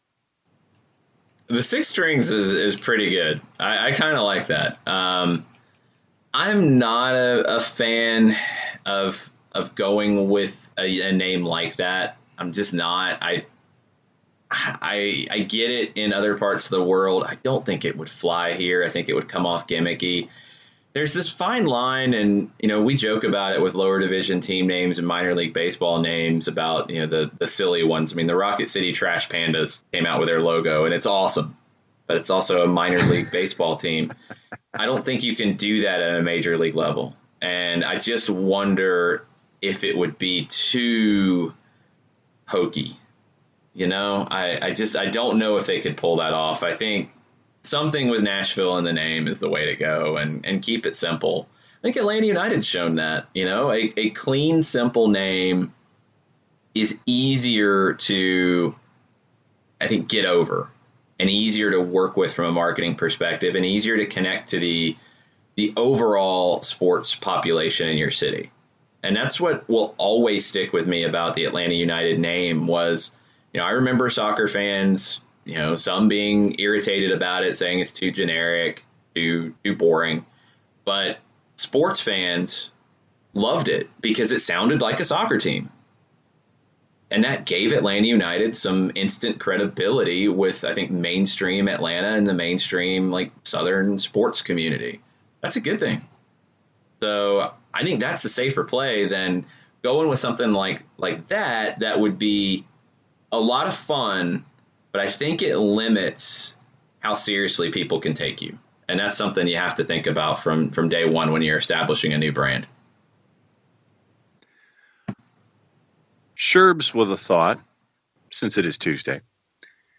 Atlanta fans taking credit for things the fans did, parenthesis, attendance records, etc., is seen as negative by other fans. But any fans taking credit for things they had no part in, like the team's accomplishments, is seen as normal. Jealousy or what? It's silly. I mean, to be complaining about Atlanta United being proud of attendance records and Atlanta United fans proud of being part of that is ridiculous. I mean, it's never been done in the league. That's why it's a record. So it's a big deal. And to try to diminish it, kind of silly. So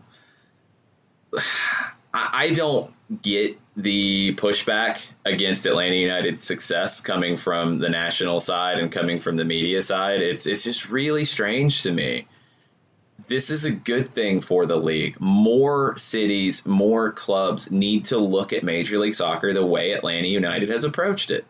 Take the glass ceiling away. Take this cap of, we can only be so big and we can only push so hard. Take all that away and just put out a quality product. Just put out a quality team and let the people come to you. That's what Atlanta United did. That's exactly what they did. They came out from day one, and Arthur Blank said, I want to build a championship team. I'm going to spend as much money as it takes to do that. He talked about how he's always spent to the maximum in the NFL, and he has. He's not going to do it on the cheap. He made that clear from day one. The hires they've made, the players they've brought in, the way they play, all of those things, they've just put out a quality product that can stand up against anything else in the world. And it has. The product has. That's why you see the fan base react the way it does. It's not gimmicky.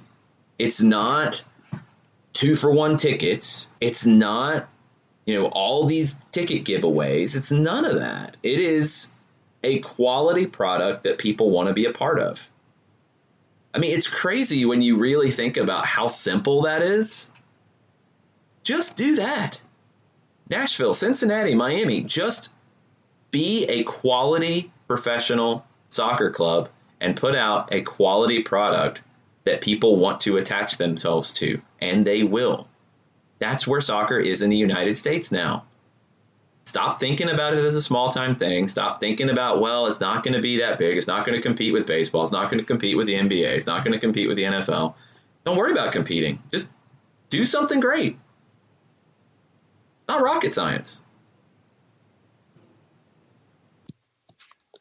All right. Let's see what's next on the board. All right, so we talked about that. Folks were still drifting in about Tata and I forget what the words were, but courting. It was a little more serious than courting. Lewis Martin with a question. He's seeking advice to end this segment. I'm in Dallas. Should I attend the knockout match tomorrow? Yeah, absolutely. Because I think it'll be a fun match. I think it'll be a lot of drama in that one. I would, if I was in Dallas, I would absolutely go to that. That's the knockout round game that I think will be the best game of the match. So yes, Lewis, go to this game. Well, isn't the Hall of Fame open now? I don't think it's open to the public yet. I think it actually opens to the public this weekend. They did the opening ceremony and the induction ceremony. I don't think you can just go to the Hall of Fame yet. I might be wrong. Double check on that for sure, Lewis. But checking. Yeah, go to the game. Forget that part of it. Just if you get a chance to go to the game, go to the game. Yeah, it should be a great one. And while I check and see if the Hall of Fame is open, you want to go to break? Let's go to break. We'll be right back on the other side with more Tuesday Thoughts. Stay with us. Sweet strawberry icing. You're in Goodwill, and just past that vintage denim jacket you spot miniature donut earrings. You lean in. Ah, that's the scent of shopping success. Because at Goodwill, every item you buy funds local job training and more. So bring home those donut earrings and bring home so much good to your community. Goodwill. Bring good home. Brought to you by Goodwill and the Ad Council.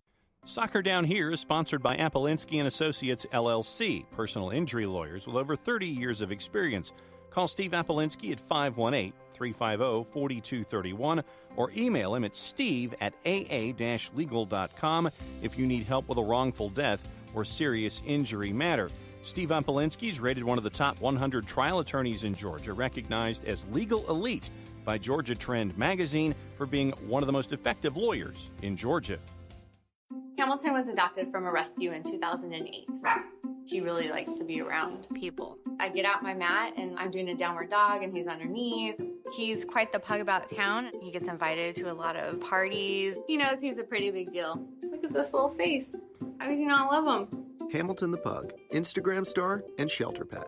Amazing adoption stories start in shelters. Visit theshelterpetproject.org to find a pet near you. Brought to you by Maddie's Fund, the Humane Society of the United States, and the Ad Council. As a business owner, you know that every year brings new challenges and opportunities. The success of your business demands expertise and focus. And Country Financial can help you keep that focus by helping ensure you have the right insurance protection in place to meet your goals. Jason Wright can help you create a customized insurance plan that has coverages designed just for your business. Give Jason a call at 678-568-6871 or reach him on Facebook at Jason Wright Agency. Coverages vary by state. Policies issued by Country Mutual Insurance Company, Bloomington, Illinois.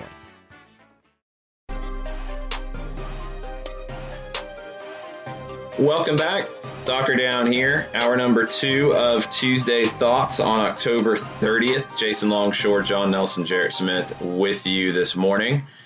Jarrett, MLS Digital was going through a pretty interesting exercise yesterday. Explain what they were doing.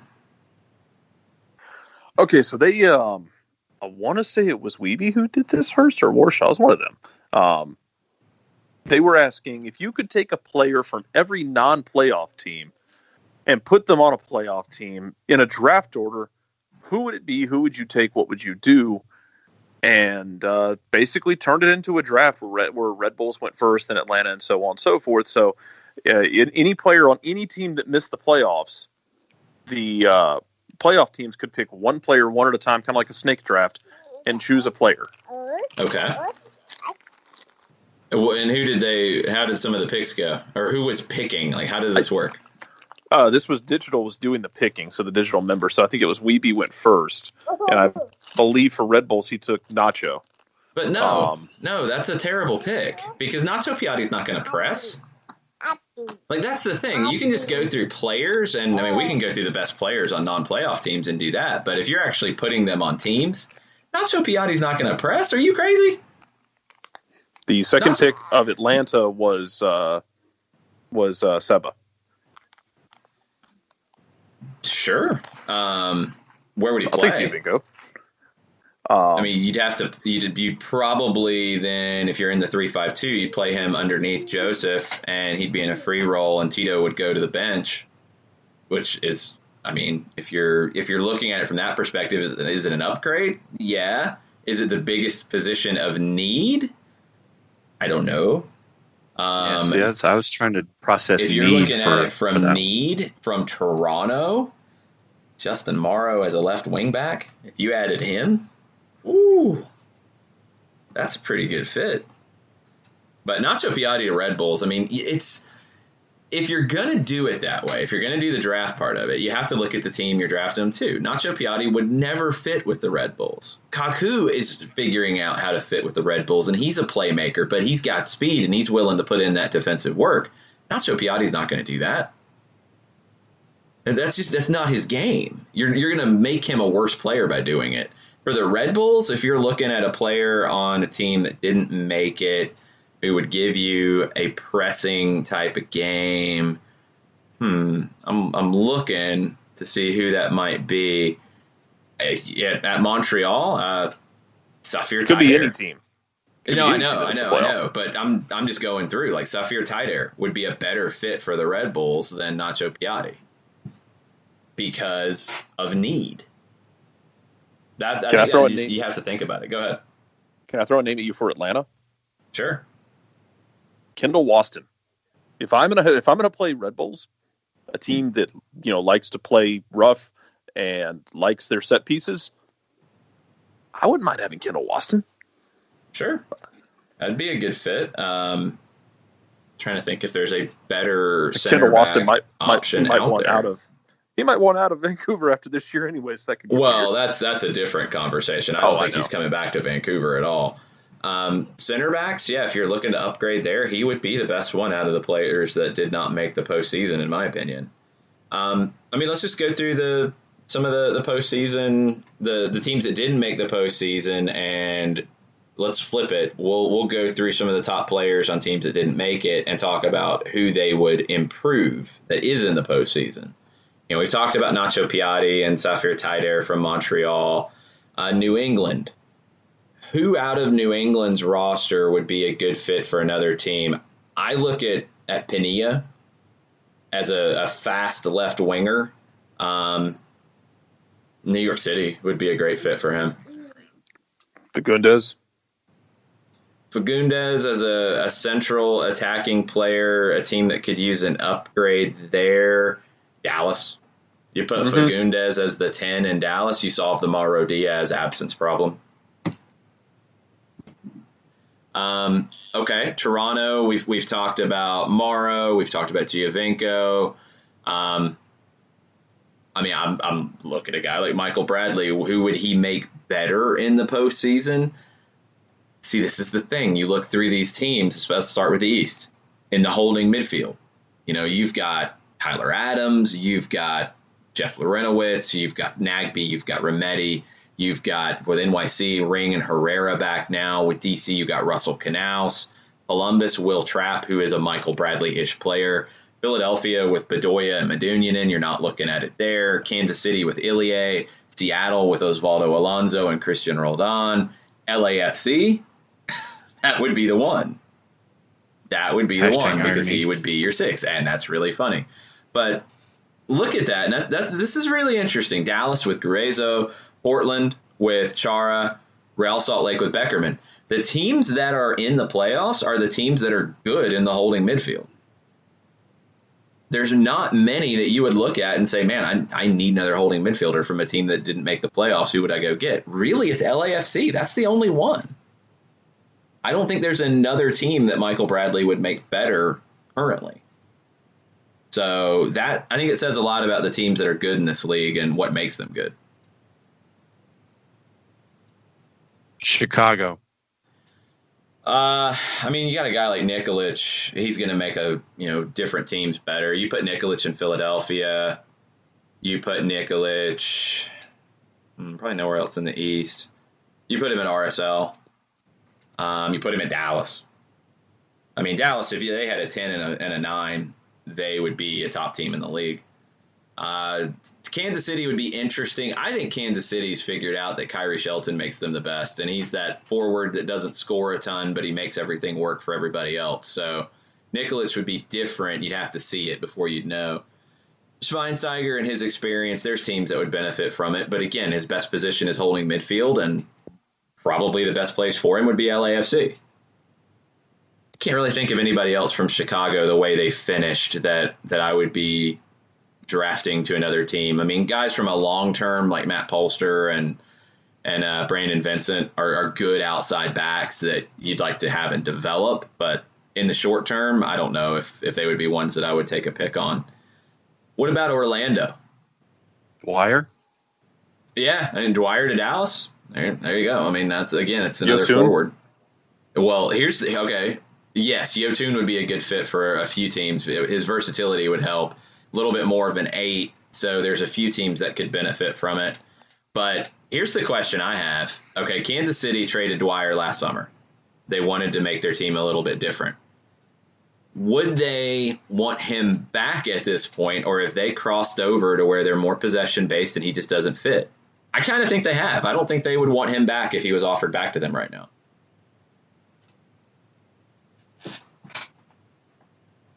Yeah.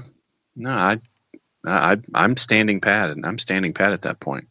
Yeah, I think you're better off with the way you're shaped currently. Yotun, where would I put him? Maybe Salt Lake to pair him with Beckerman. I mean, you could play him as a 6 if you had to in LA. They've played everybody as a 6, so that'd be fine.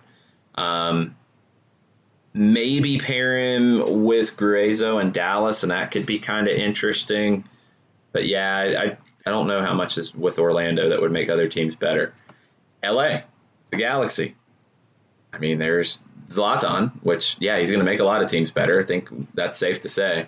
Is there anybody else from the Galaxy that you would be putting on another squad? Could someone use Ashley Cole in a pinch? In a pinch, yeah. I mean, left back's always a position in need for a lot of teams. In a pinch to get through this playoff, yeah. If Atlanta's going to stick with the 4-2-3-1, yeah, Ashley Cole. That'd be a great fit. Associate producer emeritus Jay Riddle. He says, re the fake draft. Guys, we need some center back and holding midfield help with Parkey and Larry aging. Problem is picking from non-playoff teams' defenses, and he suggested Waston. Yeah, Waston, out of the center backs that did not make the playoffs, the question I would have is Waston's ability to play out of the back. I mean, we know what he can do on set pieces, but in this system, you have to have a center back who can play with the ball at his feet. That's not Waston's strongest suit. And would he be enough of an upgrade with everything else? He would give you something very different in the back that you don't currently have. And I don't think there's a better center back out there that didn't make the playoffs. You could talk about Kappelhoff in Chicago, but positioning is a little suspect with him. So Waston would be the guy. Holding midfield, I think we're now deciding that Jeff Larentowicz has turned into an old man and a bad player because of one bad pass. I really think that's what happened in Toronto, and that's a quick decision to make. Even if you feel like that's true, the pairing of Remedi and Nagbe is very, very good, and it would take a lot to upgrade that. I don't, if you're worried about Remedi's positional discipline as a 6, if that's a concern, then you're talking about a guy like a Michael Bradley. You're talking about a guy like Samuel Piette from Montreal. You're talking about a Bastian Schweinsteiger. Yotun's not exactly that 6 that we're talking about. I mean, Zahibo in New England has some good qualities. Jonathan Dos Santos is a little bit more of an 8 than a 6, but he's another one. I've always liked Juan David Cabezas from Houston, and I would probably go there if I said I could take 1-6 from a non-playoff team and add them to Atlanta United and make them better. Cabezas might be the one. Now, do we even? Well, I mean, I was going to say, do we even go to Colorado and San Jose? But we still have Minnesota to get to.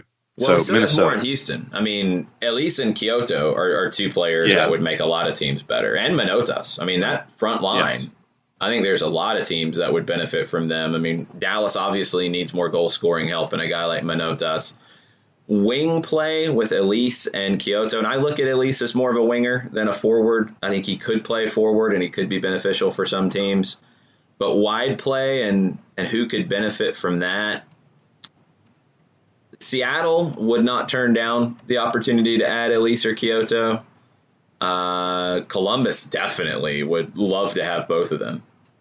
I think NYC would probably like to have one with Medina having injury problems this year. So those would be the ones that I would look at there.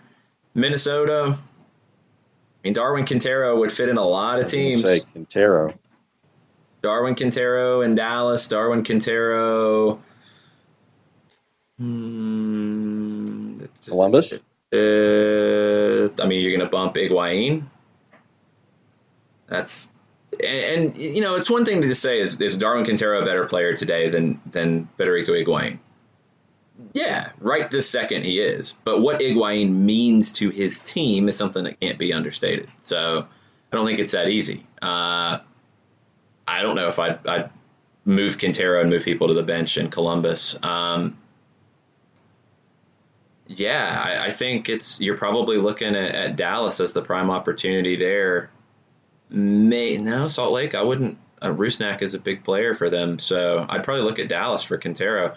Quintero is an interesting player in that you've got to put him in a very free role to get the best out of him. You got to let him just go do what he does to find the game and not put a lot of responsibility on him defensively. So you have to be with a manager that's going to be willing to do that, and that's another big part of getting the best out of Quintero. Colorado, San Jose, we'll take them as a group before we go to break. And again, this would be for like this postseason, not looking at long term for a guy like Jackson Ewell or Tommy Thompson or young players that you could develop. That's what I was going to ask about. No, you're looking at somebody who would help you immediately. Kellen Acosta with Colorado. Depends which version of him you get. Yeah. I mean, Dallas just shipped him out, so you're not going to add him back there. You could potentially look at him with an LAFC and give you a little bit more of that two-way player. Vaco maybe out of San Jose. Vaco's an interesting one. Maybe Wando if you want that veteran striker. Veteran striker, I think Real Salt Lake would take Wando in a heartbeat. I think Dallas would take Wando in a heartbeat and make them better. I think a lot of teams, if you look at Wando as a second half sub when you need a goal, I think a lot of teams would take Wondolowski in that type of role. I don't think many teams have a type of a player like him in that role. Vaco's an interesting one. I really like Vaco a lot, and I don't think many people know much about him because he's played on a bad team. But really good 1v1 player. Really tricky winger, not a traditional like fly up and down the wing and put in crosses type of winger, more of a dribbler, a creative player. There's teams that would fit for him. I think NYC would be a great fit for him. They're the one that jump out to me that could really use a guy like Vaco. Colorado, I'm honestly trying to think of somebody else. I'm trying to come up with another name, and I'm not really coming up with one that's been that kind of year. Oh, no, Edgar Castillo, left back. Edgar Castillo would actually be a great fit for Atlanta United.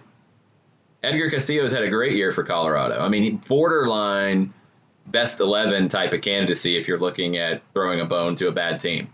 Like, he's been that good. So Edgar Castillo would be the main guy off of Colorado that would have a lot of demand because he's a left back and he's had a really good year. So there you go. There's our exercise of drafting players from teams that didn't make the playoffs in places that would actually make sense for them to go to rather than just, ooh, he's good, I'm going to add him here, because that doesn't really accomplish anything. We're going to take our final break. We're going to come back, get into your final Tuesday thoughts. After this, stay with us. The average time a resume spends on an HR manager's desk is 7 seconds, and most of them are tossed aside. Now imagine if one of those resumes belonged to Yasmin, who was living in a shelter, juggling 3 jobs. I had to be resilient. That's something that you can't teach. We rely so much on a resume, yet it could never tell the full story of someone who had to be independent and take initiative. And that's how I handle every project I get. Discover new ways to develop great talent at gradsoflife.org. Brought to you by Grads of Life and the Ad Council. We know that every driver is different, and a one-size policy does not fit all. That's why Country Financial offers a variety of discounts, so you get the coverage you need and the savings you deserve. From good driver to good student, multi-policy to multi-car, we've got a discount to suit every driver. Call Jason Wright at 678-568-6871 today to see what you could save. On Facebook at Jason Wright Agency or by phone at 678-568-6871. Discounts vary by state. Policies issued by Country Mutual Insurance Company, Country Preferred Insurance Company, or Country Casualty Insurance Company, Bloomington, Illinois. Hey, hon, what you doing with your phone? Taking pictures? No, I'm asking it questions. Like what? Hey, Bobo, do flowers have best friends? I'm sorry. I'm afraid I don't know that. Hey, follow me. I want to show you something. Look, flowers do have best friends. Whoa. Some answers can only be found in nature. Discover the unsearchable. Visit discovertheforest.org to find a trail near you. Brought to you by the United States Forest Service and the Ad Council. Soccer Down Here is sponsored by Apolinski and Associates, LLC, personal injury lawyers with over 30 years of experience. Call Steve Apolinski at 518-350-4231 or email him at steve@aa-legal.com if you need help with a wrongful death or serious injury matter. Steve Apolinski is rated one of the top 100 trial attorneys in Georgia, recognized as legal elite by Georgia Trend magazine for being one of the most effective lawyers in Georgia.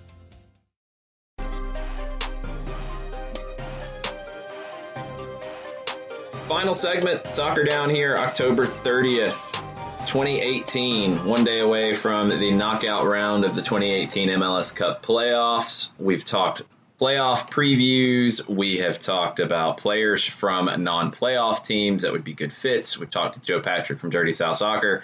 If you've joined us late and missed anything, go back and listen to the podcast edition. That will be available immediately after our conclusion. But we have a few more Tuesday thoughts from the Twitters to get to. What do we have, John?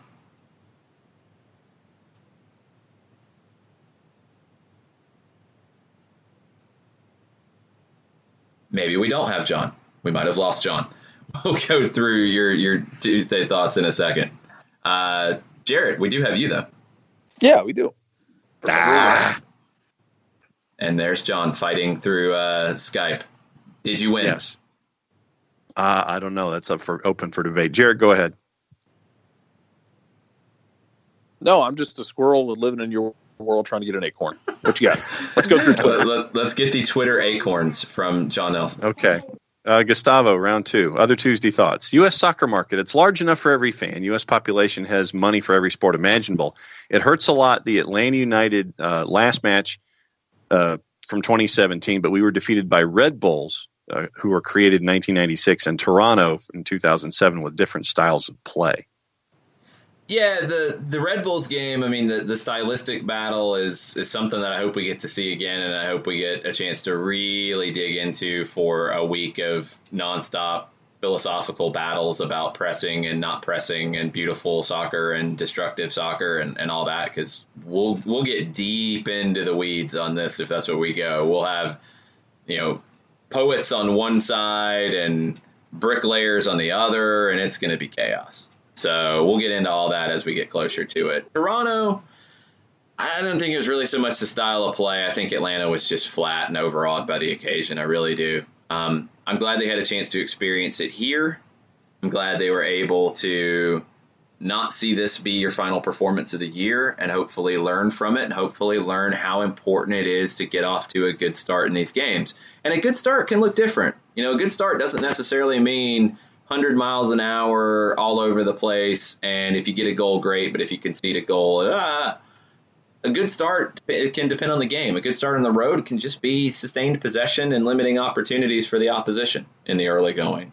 But the team has to, I don't want to say look up for it because they're obviously up for it, but the team has to look more comfortable from the start going forward.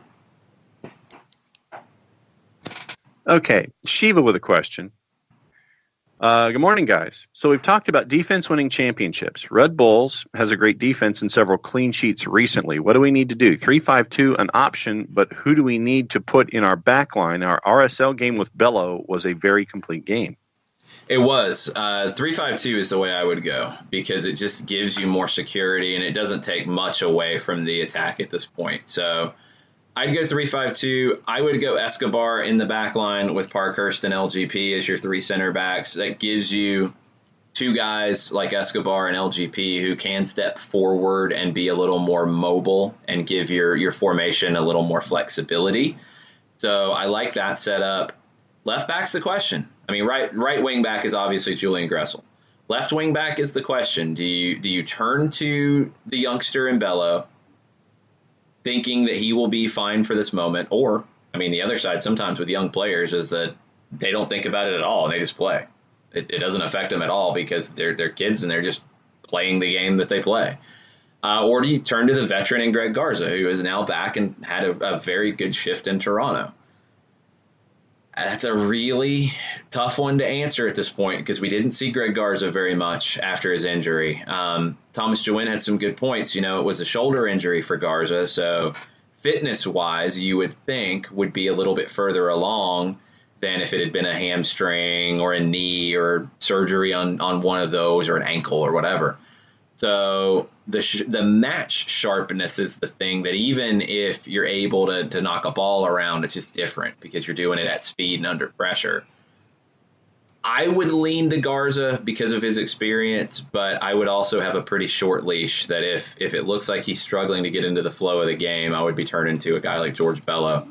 I think Bello right now is best used off the bench.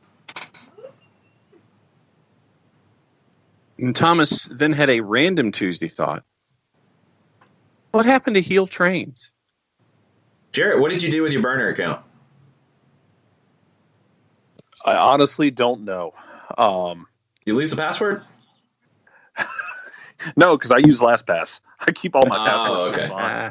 You're good. Nice. I'm picky about passwords. But no, I don't know what happened to heel trains. And look, I'm wondering. I don't know where heel trains is because if heel trains didn't show up after this weekend, then heel trains would have had some thoughts on the penalty from Red Bulls Philadelphia, and he'd have had some thoughts from this weekend. So I don't know where heel trains is. But it ain't I saw that somebody on Twitter tried to have a Twitter seance to bring heel trains back for his thoughts on the weekend, or her thoughts. I mean, we don't know heel trains is male. I don't think. I don't know if that was ever revealed. No. Heel trains, come back to us. Heel trains, it's okay. You can come back out. It's safe now. Andrew Baker says, when you missed the first hour of the show because you forgot that Eastern Standard Time is only 5 hours behind Munich for this 1 week only. Nice. Stupid time zones and standard times and daylight savings times and confusions. Can we just get rid of like spring forward, fall back, all that? Can we just stop? I'll second that. I mean, no more time changes. It was created due to like the farming world and business, right? It's production for World War II businesses, yes. Yeah, well, we're a ways away from that, so I think we could probably get away with not having daylight savings time and all that confusion. Let's see. And probably, well, okay. We've got a couple here. Do you want the red alert from the Garlic Bread Warlord? Well, let's officially go to stoppage time now. We'll go into stoppage time. So again, for people who are listening on radio, on ESPN Coastal and other radio outlets who hear the 2-hour version condensed, if you want to hear from the Garlic Bread Warlord and the rest of Stoppage Time, you got to listen to the podcast. You got to listen live on the Soccer Down Here app or at soccerdownhere.net. Okay, let's go. From Nicolifi, both Schelotto and Gallardo have been both sanctioned by CONMEBOL and will not be in the dugouts for their respective Copa Libertadores semifinal second legs this week. All right, I guess an air horn. Yeah, there you go. Feisty. Fiery personalities. I don't know what they did. I don't know what Schelotto did in the 2-0 win for Boca. That's kind of odd, but okay. A manager's role in these games, I think, gets overstated a little bit. Like, he's not calling plays on the sideline, folks. You know, I mean, the biggest thing would be making substitutions at the right time, because all the preparation, all of the pre-match prep, whatever pre-match conversation is going to happen can happen off-site. Manager can be involved. I mean, Pep Guardiola rarely even talked to his players during the time at the stadium before a match. Generally, he did not like at Barcelona to even go into the locker room. He would have this conversation. His pre-match discussion with the team would be before they went to the stadium. So there's ways to make that work. It's very comfortable and easy to do. I'm sure that there is also some kind of communication down to the bench. So when Schelotto and Gallardo are going to make a substitution, I'm sure they're telling people. I don't think they're supposed to, but come on, really? So when folks on the touchline put their index fingers to their ears and magically start hearing things and an action happens. Obvious. That's too obvious. You can't do that. You gotta do the good one, like you go into the corner of the dugout. Now, well, that's actually a little bit better. But now you go into the corner of the dugout and you're tying your shoe facing away from the cameras, and your phone just happens to be on the ground or something, and you see the text come through. So yeah, stuff like that. Apparently, Sherbs thinks that you're now filming new panda gifs. I saw the new one. I was so excited. I mean, that was the best thing about the microphone issues in hour number one was I do my usual search for angry panda gif, and I see a new one, and I was so excited. Panda with a sledgehammer to a windshield. I like it. It was a long wrench. And then last tweet on the board comes from Chip Clark at Mr. Chips Clark. As a lifelong Atlanta sports fan, I know this is a tired narrative, but it's true/discouraging. Atlanta teams fold in big games. I'd hope United could change that. We still might. But in addition to not beating good teams, we've yet to prove we can win big games either. Concerning. The narrative will be that Atlanta sports teams fold in big games until somebody doesn't. That's just how it's going to be. I mean, that's how it was in Boston. What was the narrative in Boston until 2004? Same thing. What have they done? Couldn't beat the Yankees. Then? Couldn't beat anybody. What have they done since then? There's been a lot of championships in Boston. So 11 or 12 championships? Yeah, the whole tired, Boston sports fans have suffered so much. Shut up. Seriously, shut up. So none of that anymore. You don't get to have that anymore. So until it happens, it's going to be the narrative. I completely and totally get it. I don't like it. I think it's silly to put the 28-3 conversation into the Atlanta United universe, but hey, it's an easy one. It's an easy tweet to get some attention, so have at it. It's fun. No, it's not, because it's completely inaccurate and dumb, and it's trolling by someone who doesn't know how to troll properly because they did everything wrong. And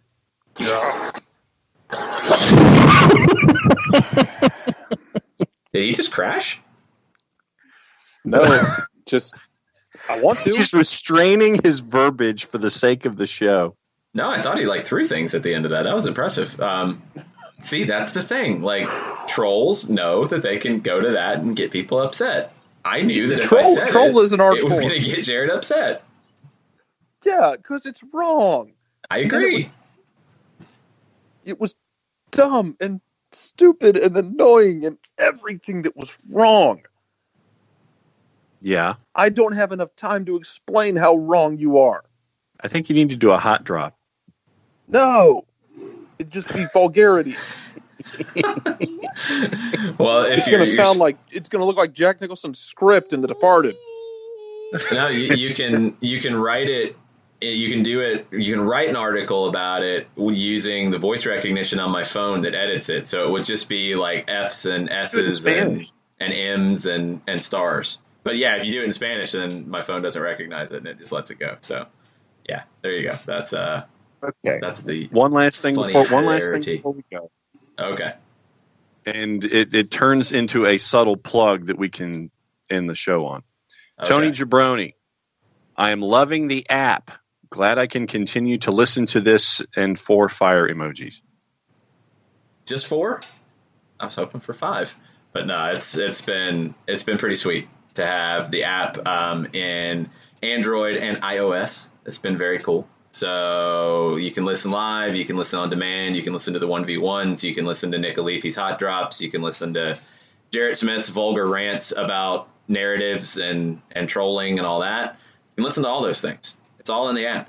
If you don't have the app, you can listen at soccerdownhere.net, and you can listen on Spreaker as well. So we appreciate you however you consume the show. It's a lot of fun. And it's good that people want to turn to the show in good times after big wins and big performances and big news, and also in bad times after matches on decision day where people wanted to listen live. So I appreciate it. It's been a lot of fun.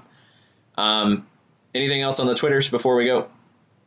Really quickly. So of course, when Jared goes sideways, more people start doing things. Of course. Okay, so Nick Alifi wants Jared on a hot drop done. And then Sherb says, Jared, I have bad news for you. If you're upset, then it's proper trolling. And then he follows it with a, you got to pay the troll toll gif.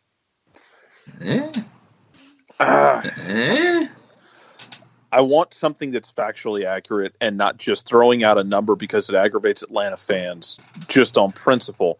I don't mind if you troll, but you don't just throw out random references. Don't be the Big Bang Theory and throw out a bunch of nerd references just because you think if you cobble them together, it's going to be funny and it's going to work. Don't just throw out a bunch of Atlanta sports references just because you think if you cobble them together, it's going to get under people's skin. Yeah, it is getting under my skin. You know why? Because it's wrong. Throwing out keywords doesn't make it right. Doesn't make it accurate. It just means that your league media. It just means that your league media looks like they have a bone to pick with one of the teams in the league, not some neutral media. The Goram League media. Yeah, it's true. Mm-hmm. It's not a good look. Yep. But that's what we get. But sometimes. It's not new. It's been going on for a hot minute and 3/4. Yep. I agree. And if I get hit by a car enough times, it's my fault, not the car's fault. Wow. That's a strange one. I'm trying to figure that one out in my head. No, if you wreck the car, if you're driving the car and you wreck it and you keep wrecking the car, that's you. That's different. No, that's different. Jared said if I get hit by the car that many times, that means I just have really bad luck. Someone calls you a horse. But if you're standing in the crosswalk, then that's you. Someone calls you a horse once, you call him a jerk. Someone calls you a horse the second time, you punch him in the nose. Someone calls you a horse 3 times, well, it's probably time to go shopping for a saddle. Wow. I got to steal that one. That's a good one. It's on tape. That's good. Jared is angry gold this morning. Nothing wrong with that. I think that's well, hang on. I was hoping for something else. I'm like, do we have something else? Yeah, Thomas Jewin says it sounded like a cartoon explosion happened at the end of that. It was very perfect. I know. I want to know how you did that. That was amazing. I'm just blaming my child on principle. I think Ivy is a master of timing. She really is, actually. Picked that up from her dad. No, seriously.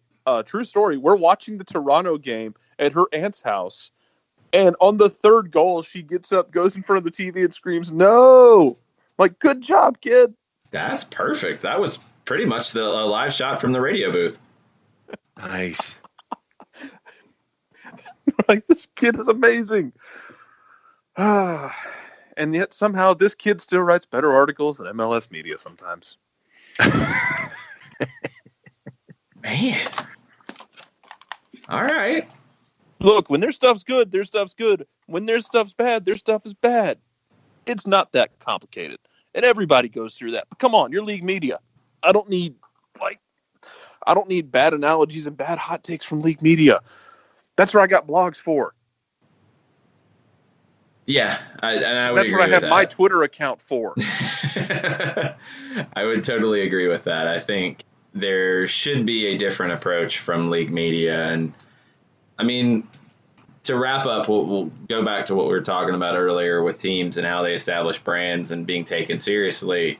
I think the league media is something else that needs to be done in a way to be taken seriously. And when it's trolling and hijinks and trying to antagonize people coming from the league media, I don't see the NFL doing that. I don't see the NBA doing that. I don't see Major League Baseball doing that. I don't see the NHL doing that. I think they treat their sport with reverence and they treat their league with reverence.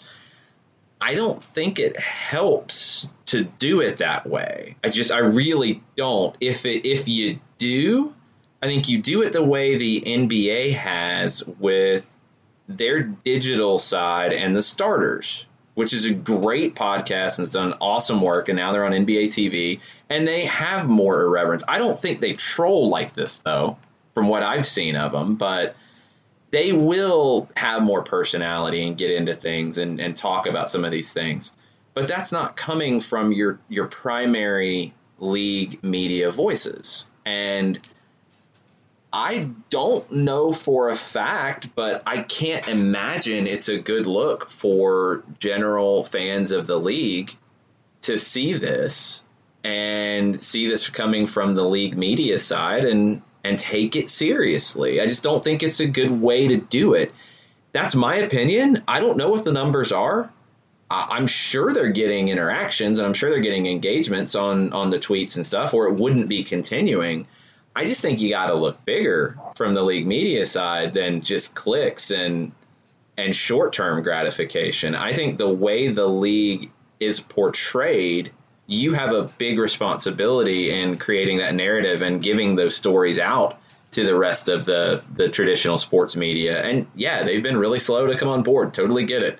But don't think that ESPN or Fox or whoever is not going to pay attention ever, because they haven't. This league is growing. It's in a different place than it ever was. I think a different voice and a different approach would be very well received, and I think it would do wonders for the league's perception. And I think you can still have this side of it, but you have to separate it out from just being your league media.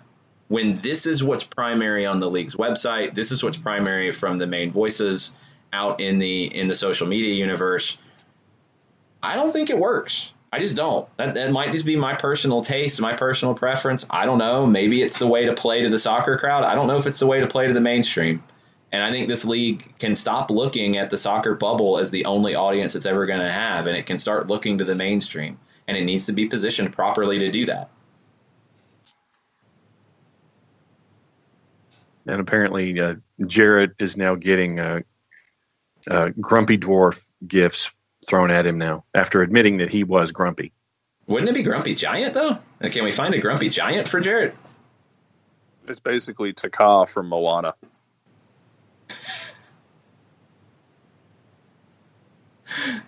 Yeah, I think you need Grumpy Giant stuff.